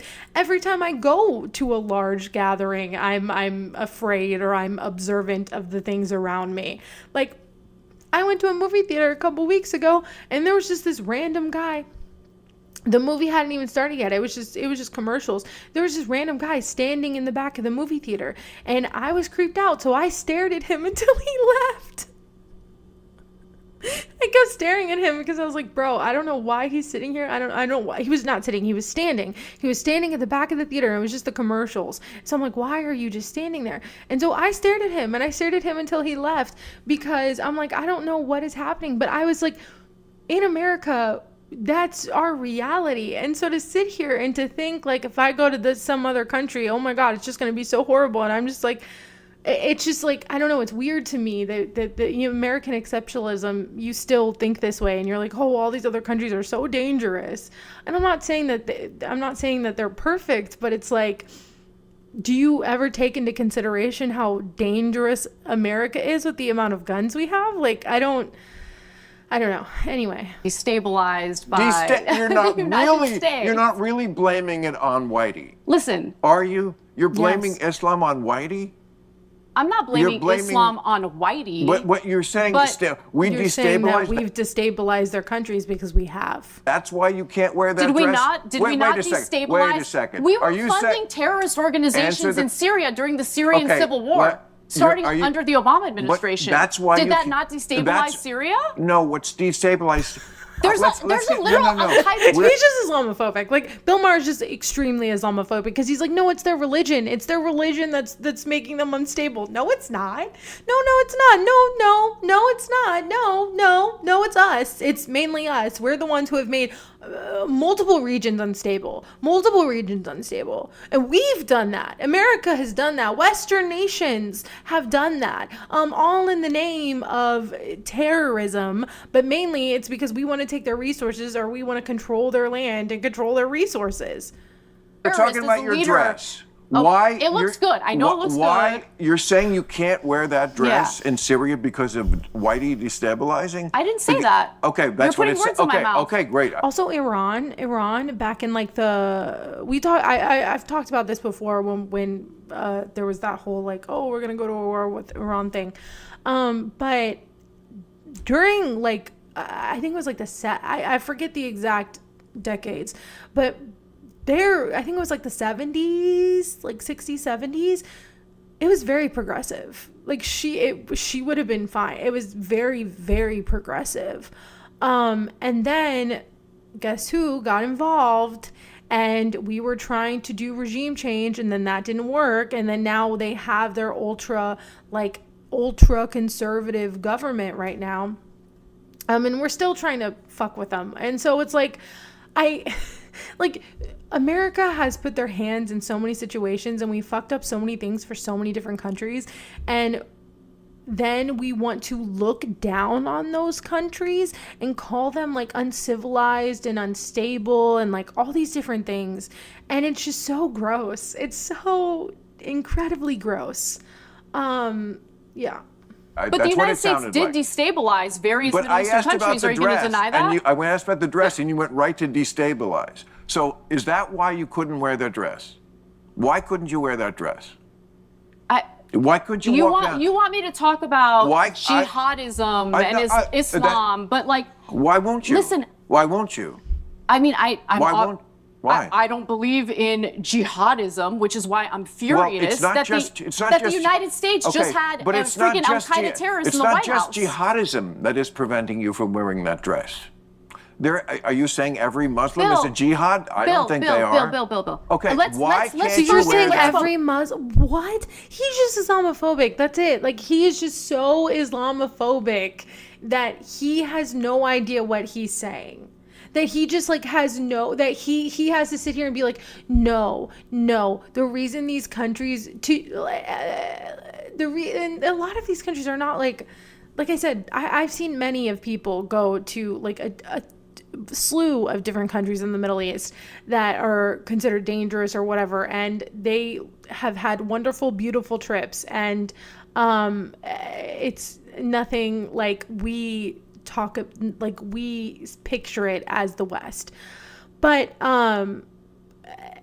the way he's talking about this is just like, oh, these countries are bad because they're Muslim, and you're saying it's because we've made them unstable or whatever, we've unstabilized them. But no, it's simply because they're Muslim. Like, that is what Bill is trying to say, and it's disgusting. It's disgusting. Okay, so let's focus for a second. No, you won't answer this question. I'm not going to defend that religion, like that extremist religion at all. Why can't you but just that's not what say- this discussion is about. This discussion is No, about it's very much what it's about. ordinary, Well, It's and very innocent, the same right-wingers that Bill Maher would like to agree with or like to cozy up to as well,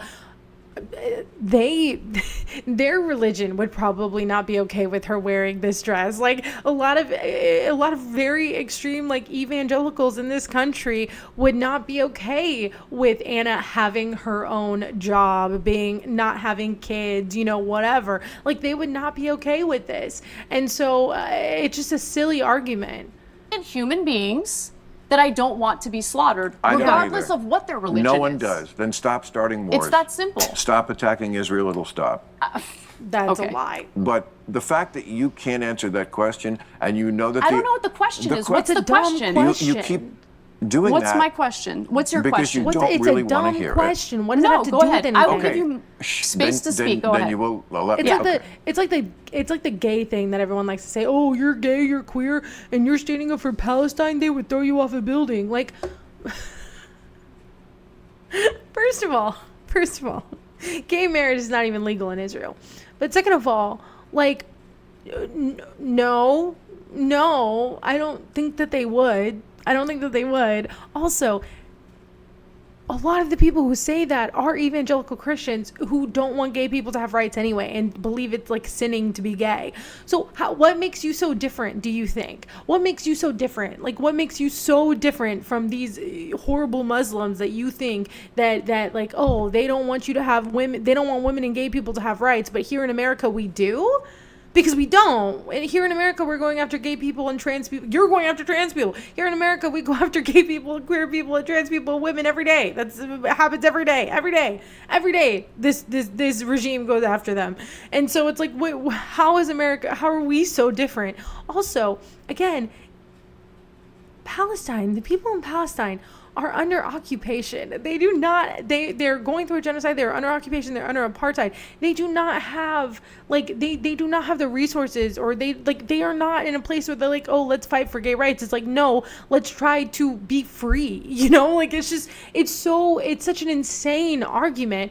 And no, I don't think that they would throw gay people off of buildings. It's just stupid and Islamophobic. The question is, if you could live anywhere, Right. from North Africa all the way to, we left out Uzbekistan, you could live there, Kazakhstan, Saudi Arabia, Riyadh, None of the above. and none of them. or Tel Aviv. None of them. Literally wouldn't- none of them. But if you had to choose one, you would. So I would not, to you, no. Karachi, Pakistan, and Tel Aviv, same thing. I would figure 'Cause that's something out, but that's I've powerful, definitely. not as smart as I know you are. That's I- come on. I have- you're going to first get of all, killed. You're what going to I- get killed for that for good reason. No, I don't. Yes, you are, and for good reason. Okay, because Bill, I'm. Like this is so stupid. This is so stupid because none of this is real. This is just a dumb hypothetical question. It's stupid. Like a lot of conservatives and a lot of like liberals that are, more or centrist libs, more right-leaning libs, like they don't have real stuff to talk about. It's all just like these dumb hypothetical questions where they feel like you got a gotcha. Like, I'm sure that's what the conservatives were talking about when they were like, oh, Bill Maher, like, butchered Anna. I'm sure that's what this is the question that they were like, oh, she couldn't answer the question. Like, I'm sure this is the part that they were talking about. But it's a dumb hypothetical question that has nothing to do with anything. It's just dumb. He's not owning her. He just looks stupid. I'm Armenian. I have literal family members who currently live in Iran. I have no love for the Iranian regime. Let me be clear about that. I don't want left out anyone Tehran. Would you like to live Hold there? on. But let me just say something. Tel Aviv, Tehran. There is so much disinformation. Yes. Armenian Christians who are part of the Armenian diaspora as a result of the 1915 genocide against Armenians. I know it. They're living in Sure. Iran right now. They're going to church. They're being left alone by the Ayatollah, as awful as the Ayatollah is. So look, I'm not saying I would want to live in Iran. I don't want to live anywhere in the Middle East. I want to live here in the United States of America, the greatest freaking country in the world. You're like The greatest, oh God. Miss me with that bullshit. The greatest freaking country in the world. Oh my God. I hate this shit. I hate that shit. I hate that shit. We're not. Stop it. We're not. Just factually, we are not the greatest country in the world. We're just not. Please stop saying that shit. Like, I hate it when people say it. Like, I hate it when people say that shit. It's not true. It's not real. Stop it. This Western American exceptionalism is dumb as fuck.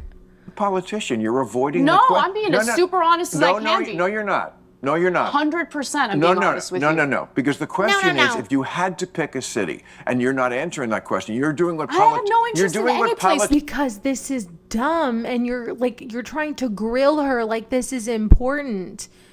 You had no response to her saying that Benjamin Netanyahu funded Hamas. You didn't want to talk about it. You wanted to move on because you had no response to that. Now you're asking her some dumb hypothetical question, and all of a sudden, oh, you can't answer this question. You can't answer this because it's a stupid question, because it has nothing to do with anything.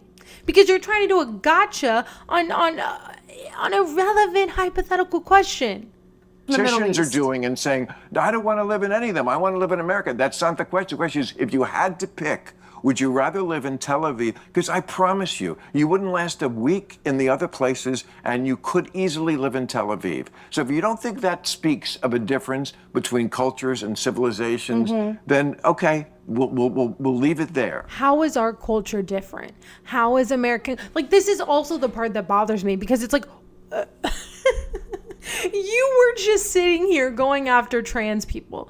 And I'm sure that Bill Maher, again, like I said, would be one of the people that if you're queer or trans and you're standing up for Palestine, he'd be like, oh, they'd go after you. Like, you're going after them? Like, what? Like, how do you look at this situation and be like, oh my God, America's so different, where the ideologies is so different, especially now? What are you saying? No, you're just Islamophobic. That's what it is. You're just Islamophobic. So you're saying our Western culture, our American culture is just so superior. How? You were just going after trans people. There's laws every day in this country going after women and queer people all the time. There's the woman who died because she couldn't get an abortion, whose family had to keep her. She didn't die because let me start over. I don't think she died because she didn't have I don't remember if she died because she couldn't have an abortion, but I just remember that she died, I think during, it was like late, I don't know if it wasn't during birth, but she was like brain dead. So I guess she didn't die, she was brain dead. But there was this woman who was brain dead, and her family, but she was pregnant, and her family was like, we want to like pull the plug. Like, she's brain dead. She's not surviving. Like, this is, we want to put her to rest. But because she was pregnant, the state literally made them keep her alive until she had the baby. And now the baby is having health issues, and they're not sure the baby is even going to survive. And so they put her family through torture of keeping her alive. And they have now they have to pay the medical bills for all of that, for keeping her alive for all that time. And I'm sure it was not cheap. Like, what do you say to that family, Bill Maher? Do you not see that as going after women? Do you not see that as wanting to harm women, kill women? Like, I don't understand how you see that in any other way. So how is our culture superior? It's not. How is our culture better? It's not. Like, we are fine with killing children here. Children die every day because of gun violence. It's the number one killer of I believe, young kids and teens. And we have seen an incredible number of mass shootings. There was just a mass shooting at a university the other day, and yet nothing changes. And we're okay, and we're ostensibly okay with it happening because it keeps happening, and we're not doing anything. how can you sit here and still think that American culture is somehow superior? It's not true. And it's so disgusting the way so many people, particularly white people, who think that our culture is just so superior and we're just so much better and we're just so cultured and like civilized and all this other kind of bullshit. It's not true. Like, that is not true. We are not any better than anywhere else. We're actually far worse than a lot of different places because, like I said, we don't care if school children die. We just don't care. It's become just another news story that happens, and nothing changes. And then we want to act like we're superior. It's crazy. But I promise you it does. And if you had to actually do that, I think you would agree with me. I think given my very harsh and vociferous criticisms of the Israeli government, I probably wouldn't feel so safe living in Tel Aviv right now under this government. Well, that's under this government. First of all, they have free speech there, so.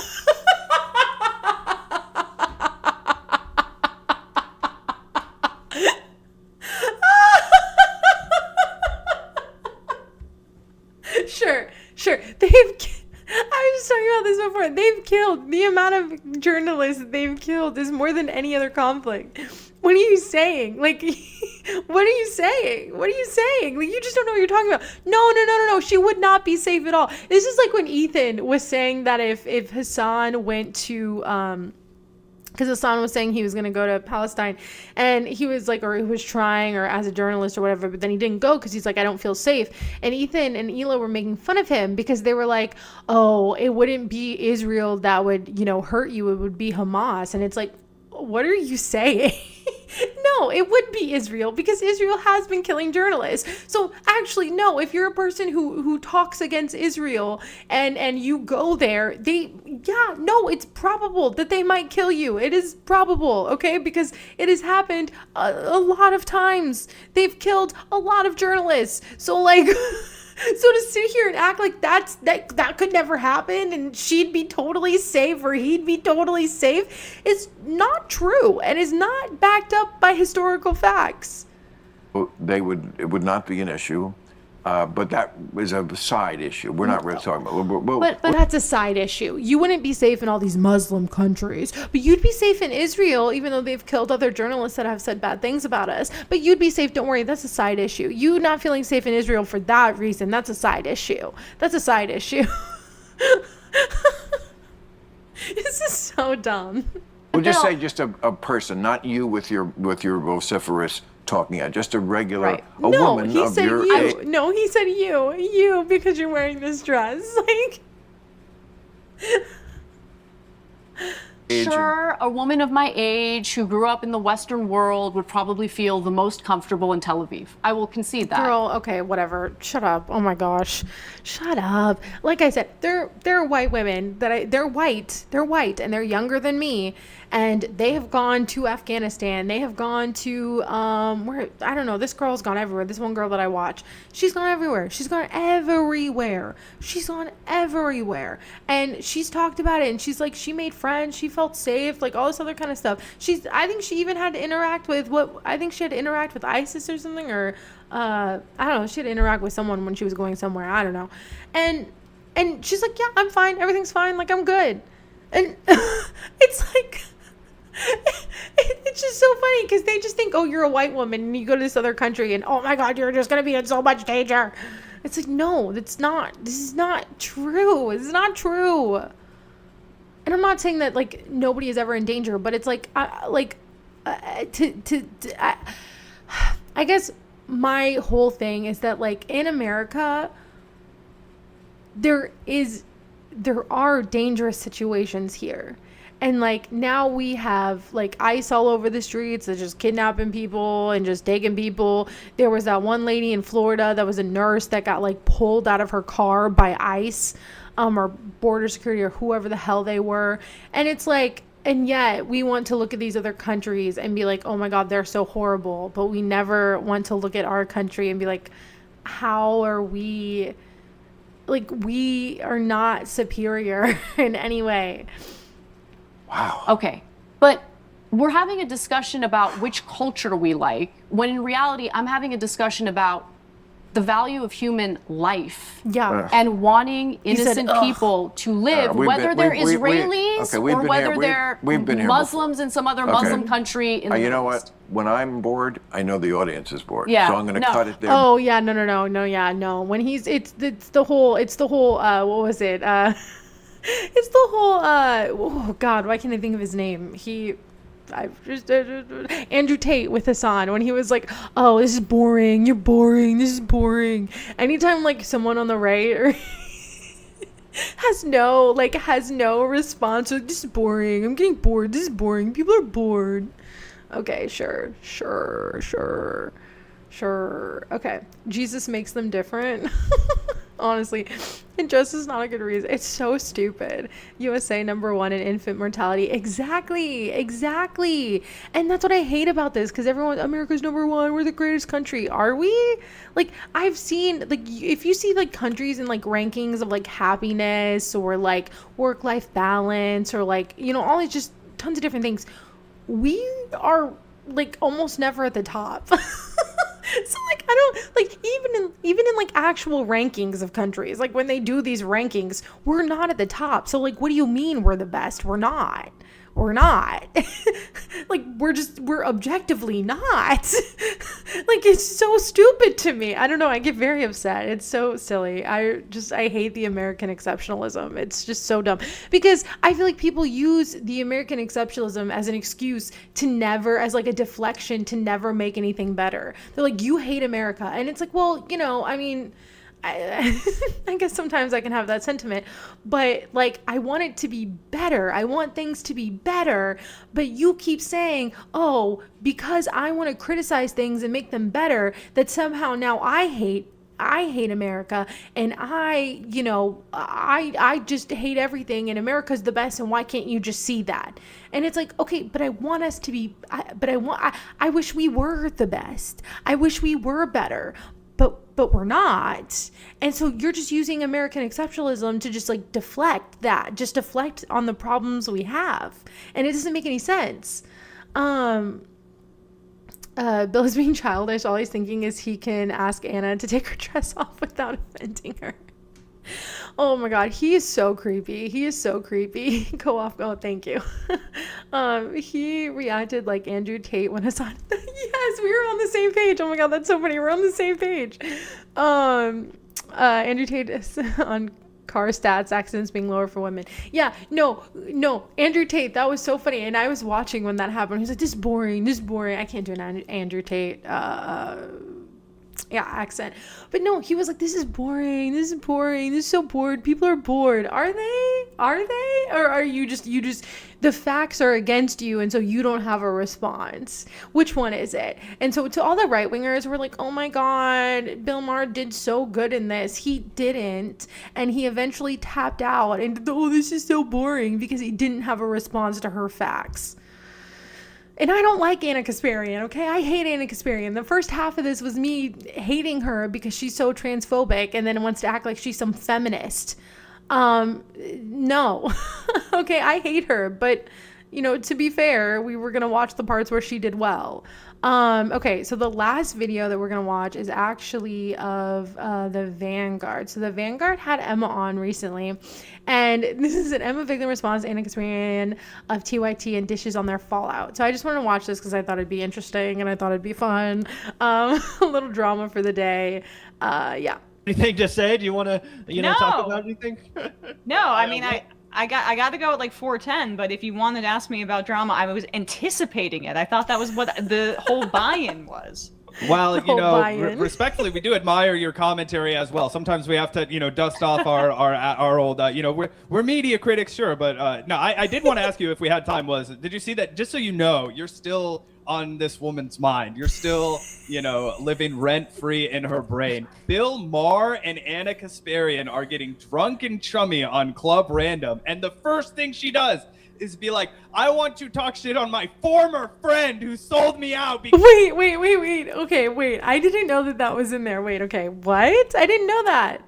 Well, I guess I only watched those two segments, the Palestine and... Because I didn't want to be called a birthing person. this is where I stand on this specific issue, right? The terminology that's being used to refer to women. One of my friends who works for a different media organization put out like 5 different videos condemning me about it. And I'm just like, is this worth destroying your friendship over? Really? Okay, Anna, oh, this is where I'm gonna get hot, because Anna, Kasparian has been talking shit on Emma. I don't even think it's Emma that they were talking about, because I don't think they even I don't think Emma and the Majority Report even made 5 videos about them. Like, they talked about it very sparingly in the very beginning. They started talking about it more at the very end because Anna and Jank were just being assholes to them, really. But in the very beginning, it was like, maybe she's talking about Mike, because I know Mike Figueredo and like a lot of other people talked about it.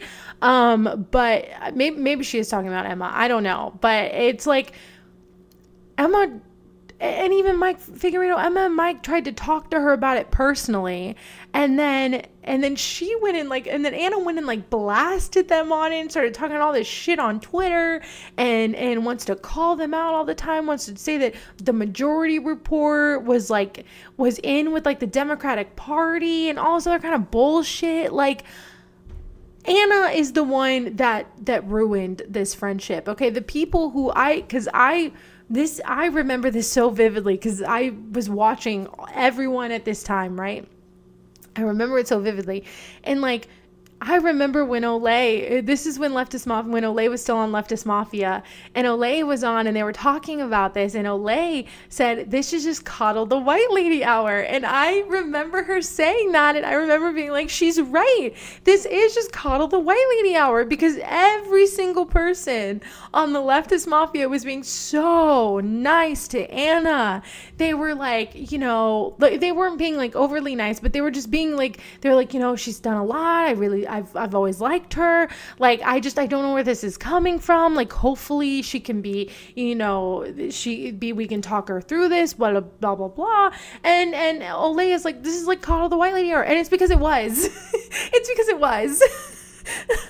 She was being transphobic. Nothing fucking happened to her. Nothing, if she was called a birthing person, who cares? What is that, how is that harming you?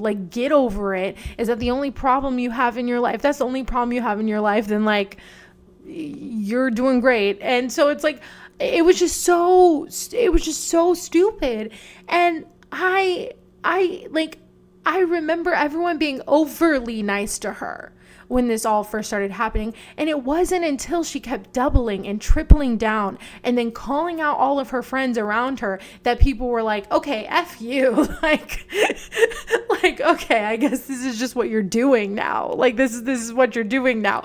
So Anna, every time Anna retells this story, it's so funny to me, because she's always like, I don't even know what I did. Okay, this is a coddle the white lady hour all over again. This is insane. So someone IM'd about this. I haven't seen it.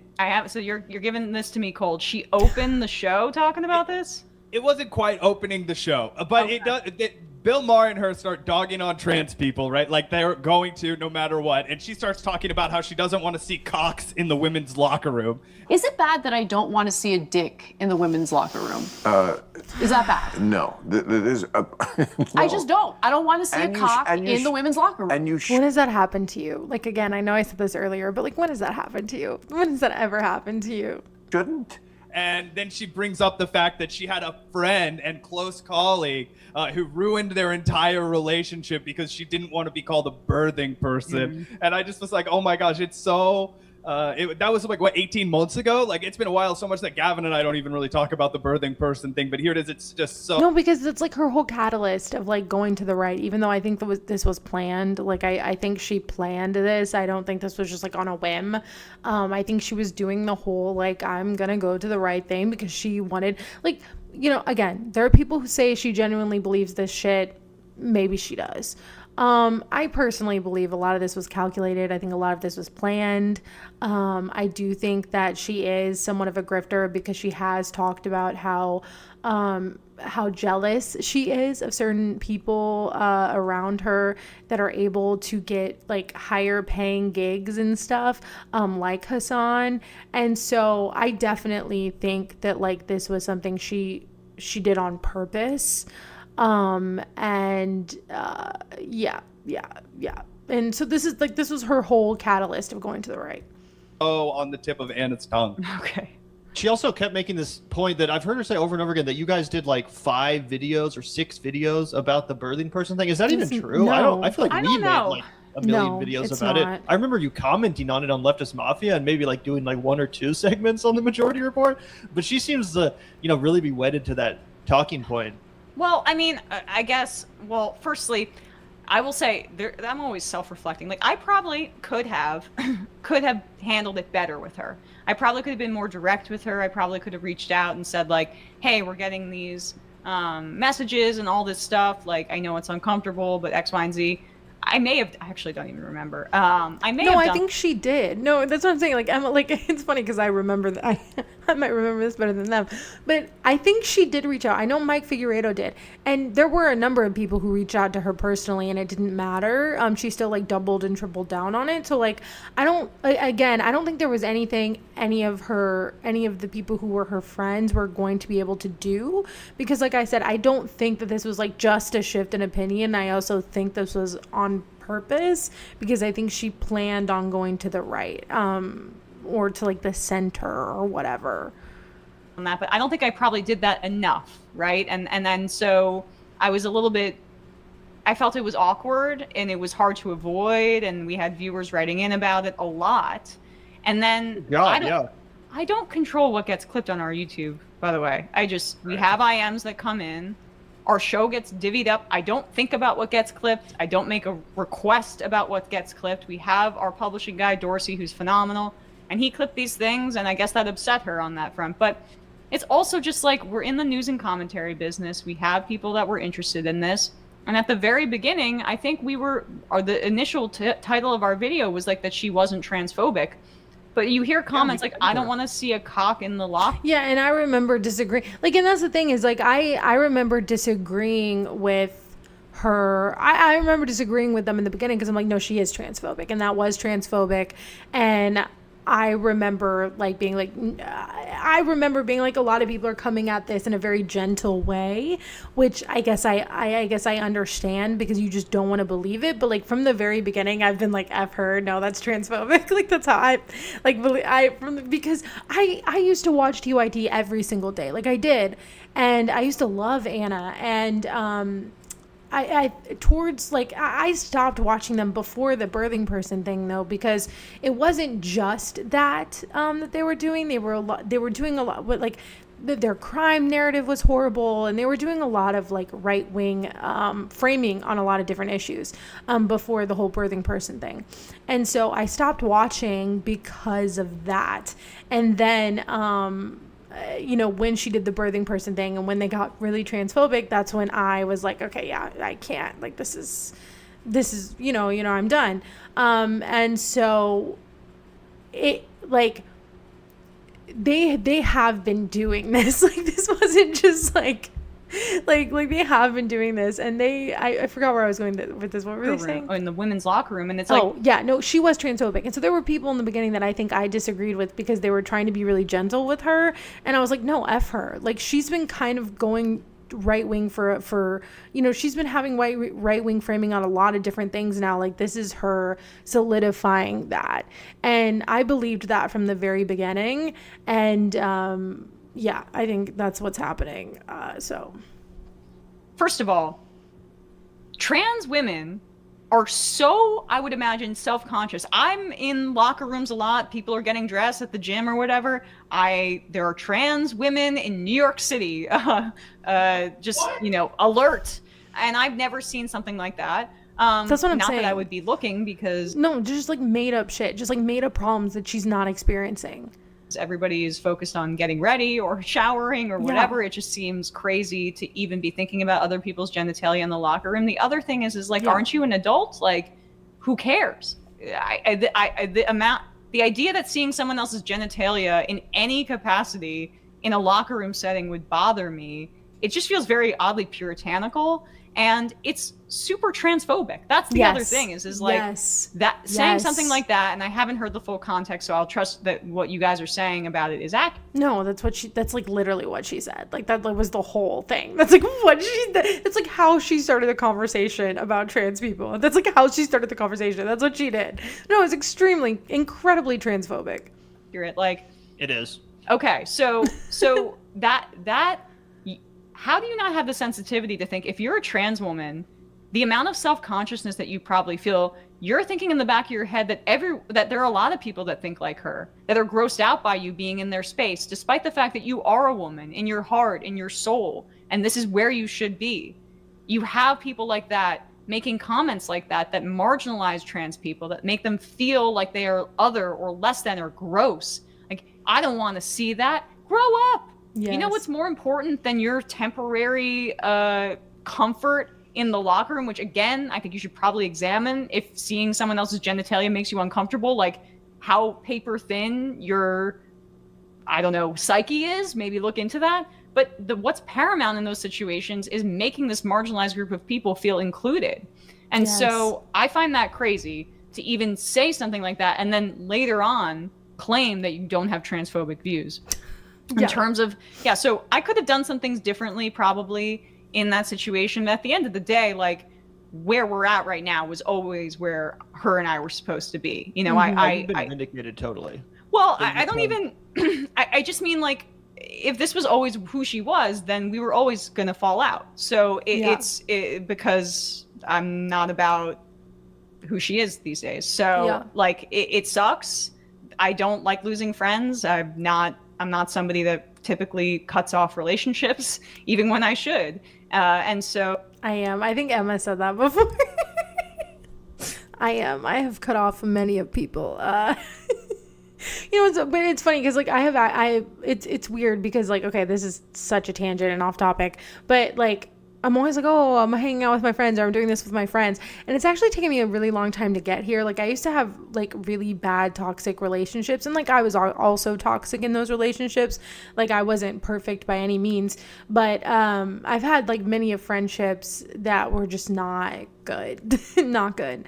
And now I have like really great friends. But the people who were like in my life that were just like, it was just very toxic. Like I have like just like cut them off and just like ghost them and like don't talk to them. And like that's like I have done that. I'm actually kind of good at it, which is probably not the best thing in the world. It's probably but I have done it.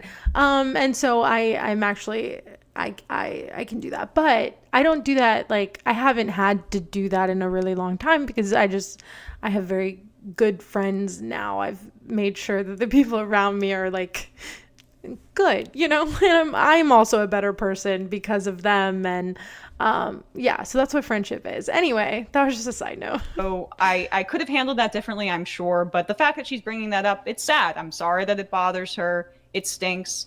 But we just clearly do not have the same values at this point anymore whatsoever. So it's where it always should have been. Yeah, I think she could have handled it differently to be I think Anna is the one that handled this very poorly, and I think she handled it poorly on purpose.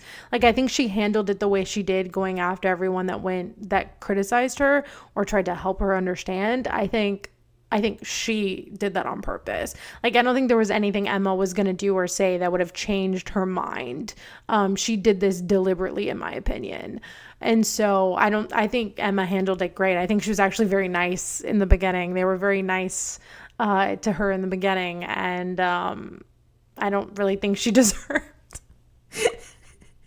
that, but you know, people were very gentle with her in the beginning. To be honest, she could have said, hey, let's hash this out, let's have a friendly debate as colleagues and people who have known each other for a long time, like a normal person would. Like we've had a few little minor disagreements on this show, no hard feelings, no one cares, no one's taking it personally. Like it's ridiculous to treat your colleagues that way when they're just doing their job, responding to an IM, responding to a question. And also I really appreciate you saying that about, you know, how you don't personally feel threatened, like your womanhood doesn't feel threatened by the existence of trans women in the locker room and stuff, because there's always this assumption that like, oh, it's infringing on like women's rights or something. How? And like there are also trans men. Right. I'm a biological male, but I never Yeah. have felt like my manhood or like my status as a male in society is like being threatened by the inclusion of Right. trans men in my ranks. But people act like it's a whole different story when it comes to women for various reasons, some of which I can wrap my head around. Like, you know, there are certain, you know, issues that women deal with that other people just don't, like, you know, menstruation or giving birth and stuff like that. But I've always thought it was ridiculous regardless. Do you ever feel like your womanhood has been infringed on by society because of any trans activist talking points or ideas? I think my femininity is affirmed by having trans women in my I like that identity. answer. I think that the more inclusive that you are, love that the more answer. understanding you can be about being a woman. And I think it's Yeah. very telling. This over focus on trans women and as opposed to trans men says a lot. Yeah. The right is obsessed with gatekeeping femininity, making it so that it's really. And I think a lot of it stems from misogyny, but it's also, and the majority of reporters talked about this before, but I think the focus on trans women is men who are like conservative or who are like, oh, men are the patriarch, they're the strong ones, they're the ones in charge, blah, blah, blah. They tend to be like, well, why would you want to be a woman? They're the weaker person. Like, why would you choose to be that? Because in their mind, they could see why maybe a woman would like not choose because trans people are born that way. But do you get what I'm saying? Like, I think that's kind of the conservative mindset. And so they wouldn't understand because they're like, well, why would you want to be like a weaker version or whatever? Because I feel like that's where that stems from. And that's why I think that they focus on that. I also think a lot of conservative men focus on trans women because they're attracted to them and that somehow they feel insecure about that fact. I think, I don't know why. Like, I think a lot of like the bigotry that a lot of conservative people face comes from this like purity culture of not like feeling insecure because they're attracted to people maybe they think they're not supposed to be attracted to. And it's just silly. Like, honestly, I think everyone's a little gay. Like, I think it's a spectrum. And I think everyone is like, you know, I don't know, maybe that's just because like when you like, okay, this is getting on a long tangent, but like, you know, I talk about how like, you know, I figured out I was queer later in life, and you know, I never really, but there are people who are like straight and they're like actually like straight. They don't really think about the other, you know, they don't think about the other people, but this is not, I don't know if this is making sense or I just sound really silly, but they don't think about it. They don't think about other people. They're actually like really straight. But like to me, I'm like, well, I think everyone is like on the spectrum of, you know, I think being queer, being gay is like a spectrum, you know, everyone is a little, you know, what's that sound drop that R.M. Brown has? Everyone's a little bit gay. But like I feel like a lot of especially like conservative evangelicals, they think that that's like a sin, and they feel like they feel insecure. They feel like they're doing something wrong if they're attracted to someone they don't think they should be attracted to. And it's just like, no, like you're not, like, who cares? Who cares? You could be attracted to anyone. Why does it matter? Like, I don't know. Yeah, anyway. That's just a silly tangent. Under the eye of what like a man will find attractive or what a man views as like a appropriate extension of himself, and Yes. it's under his dominion. And when you're under his dominion, What I that said. means that you are somebody that's capable of having children, and that you are a vessel for the more dominant sex, the masculine sex. And so the right is obsessed with trans women because it's a rejection of the more dominant sex that they Yep. believe has supremacy. And so Yep. TERFs play into that all the time. They pretend to be feminists, but they perpetuate like right-wing evangelical religious tropes that box in gender expression in a way that excludes a lot of people, but is affirming of patriarchal structures. And so I find that the more that we challenge the boundaries of gender, the more that we challenge right-wing reactionary forces, And I think that that's really a positive thing. So yeah, I just, the idea that like a womanhood needs to be protected in this specific way just is, it feels like an excuse for bigotry at this point. Yeah, well, it is. I mean, it is an excuse. It is such an excuse, and it's so stupid because all the people who say they want to protect women don't actually care about women at all. So it's like, okay, well, you don't care. You're not trying to protect women. You're just trying to find an excuse for your bigotry. Like, that's all this is. And that's why when Anna was talking, I was like, that she's like a typical white feminist, because like a lot of women who are white, they think that they're like feminist or want to be feminist or whatever because they want their own rights. They want to be able to vote. They want to be able to have a job. They want to be able to be free and do all these things. But then when it comes to other people or other women that are not white, that are not cis, that are not whatever, that are not straight, then all of a sudden they're like, well, I'm a feminist, and, up until this point, like, I'll be a feminist for me, but, like, not for you, And so just, like, very peak white feminism, because that's what a lot of white feminists have historically been like. And that's, that's a lot of conservative women, or centrist lib women or whatever end up in that category. 100%. Thank you so much for saying that, Emma. Genuinely, that was really beautifully articulated. Really appreciate your perspective on that. I feel like the Majority Report has been very, they're very good about talking about this, and she does have a really great perspective. And trust me, even though you were a little bit self-critical with the Anna thing, I promise everything you said is aged like wine. So thank you so much for coming on today. Yeah. Appreciate you guys. Thanks so much. I'm not even trying to be self-critical. I'm just trying to say, like, it's weird to have that drama kind of play out publicly, and you reflect on things like I could have done some things differently, but yeah. I think she was fine. I don't think that she did anything wrong. Personally, my personal opinion, but yeah. That's not journalism, Anna. Is Anna put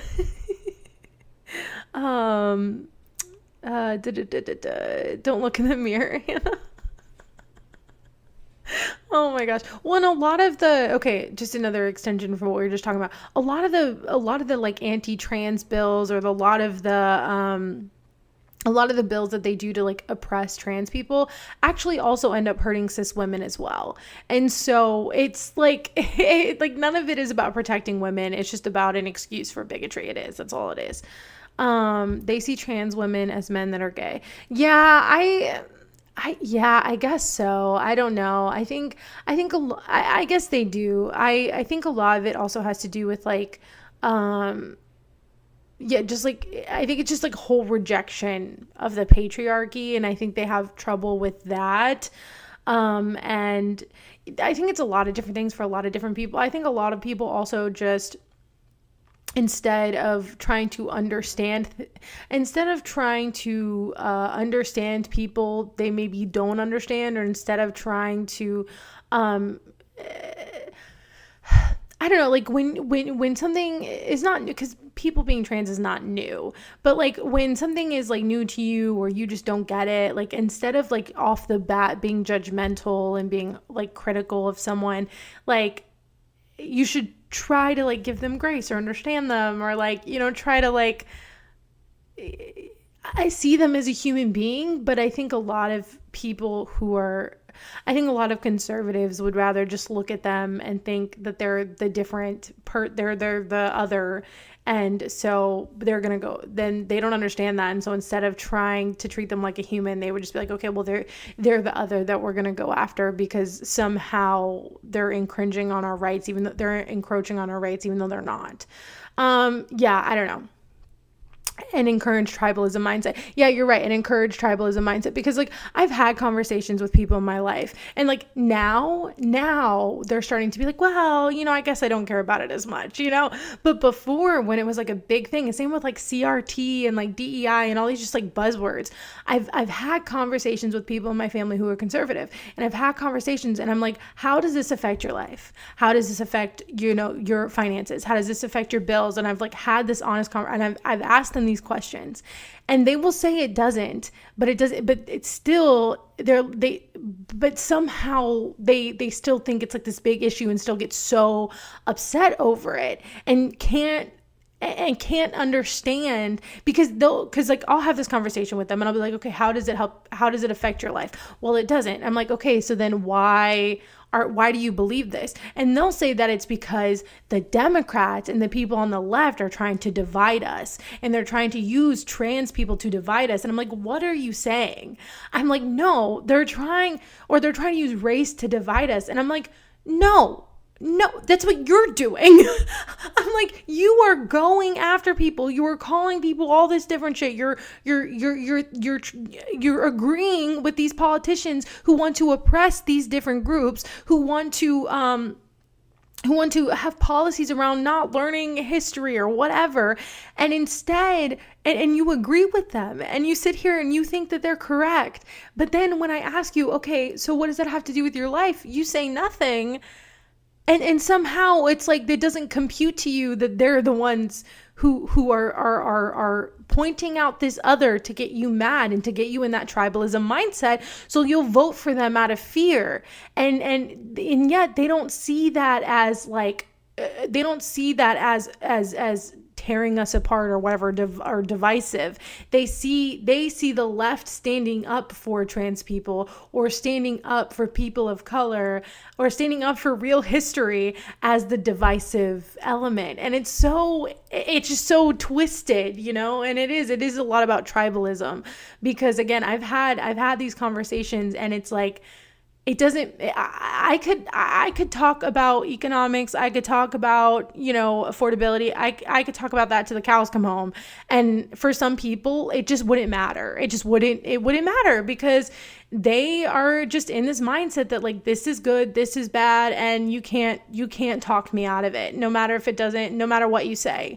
And so it's hard. Now, not everyone's like that, but a lot of people are. Okay. That was the last video.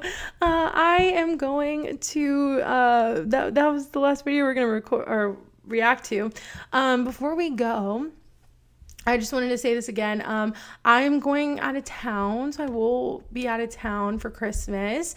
And so I'm not going to my uncle's house, but I'm going to my mom's house. And so, you know, but anyway, and so I'll be out of town. And so I will not be live next week or probably the week after, because my birthday is actually the 2nd. So it's right after New Year's Eve. But in the new year, I'll start going live again. I'll be out of town for a little while. So I'll still be posting videos. So look out for those videos. I'm going to post the Erica Kirk and Candace Owens and Barry Weiss stuff on Wednesday. That's going to be my video for Wednesday. I'm excited for that. And then, so I'll still be doing videos. Also, last thing, if anyone knows, like, I think I might start looking for like an editor to edit videos and stuff. So if anyone knows, I have no idea how to go about doing that. So if anyone has any input, just like comment on this video or comment on another video or one of my posts or wherever. And yeah.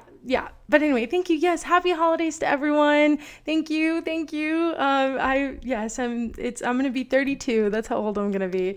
So it's a little crazy that I'm this old.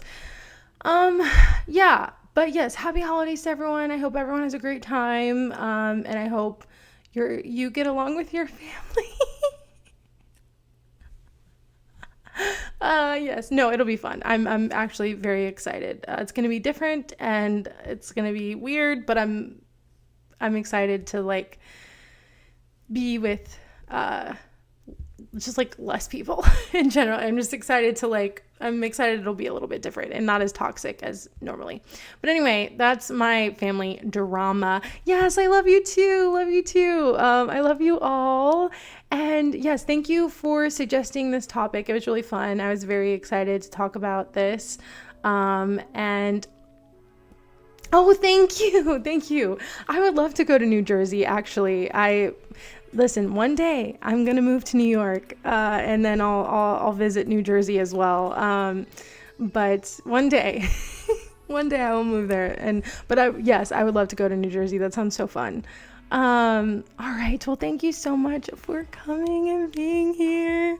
I love you all so much. And yes, have happy holidays. And thank you so much to my members, Creflo and Troy Roberto. You guys are awesome. And yeah, thank you all for being here. Look out for my next video and love you all so much. And I will see you in the next video and in the new year. Bye.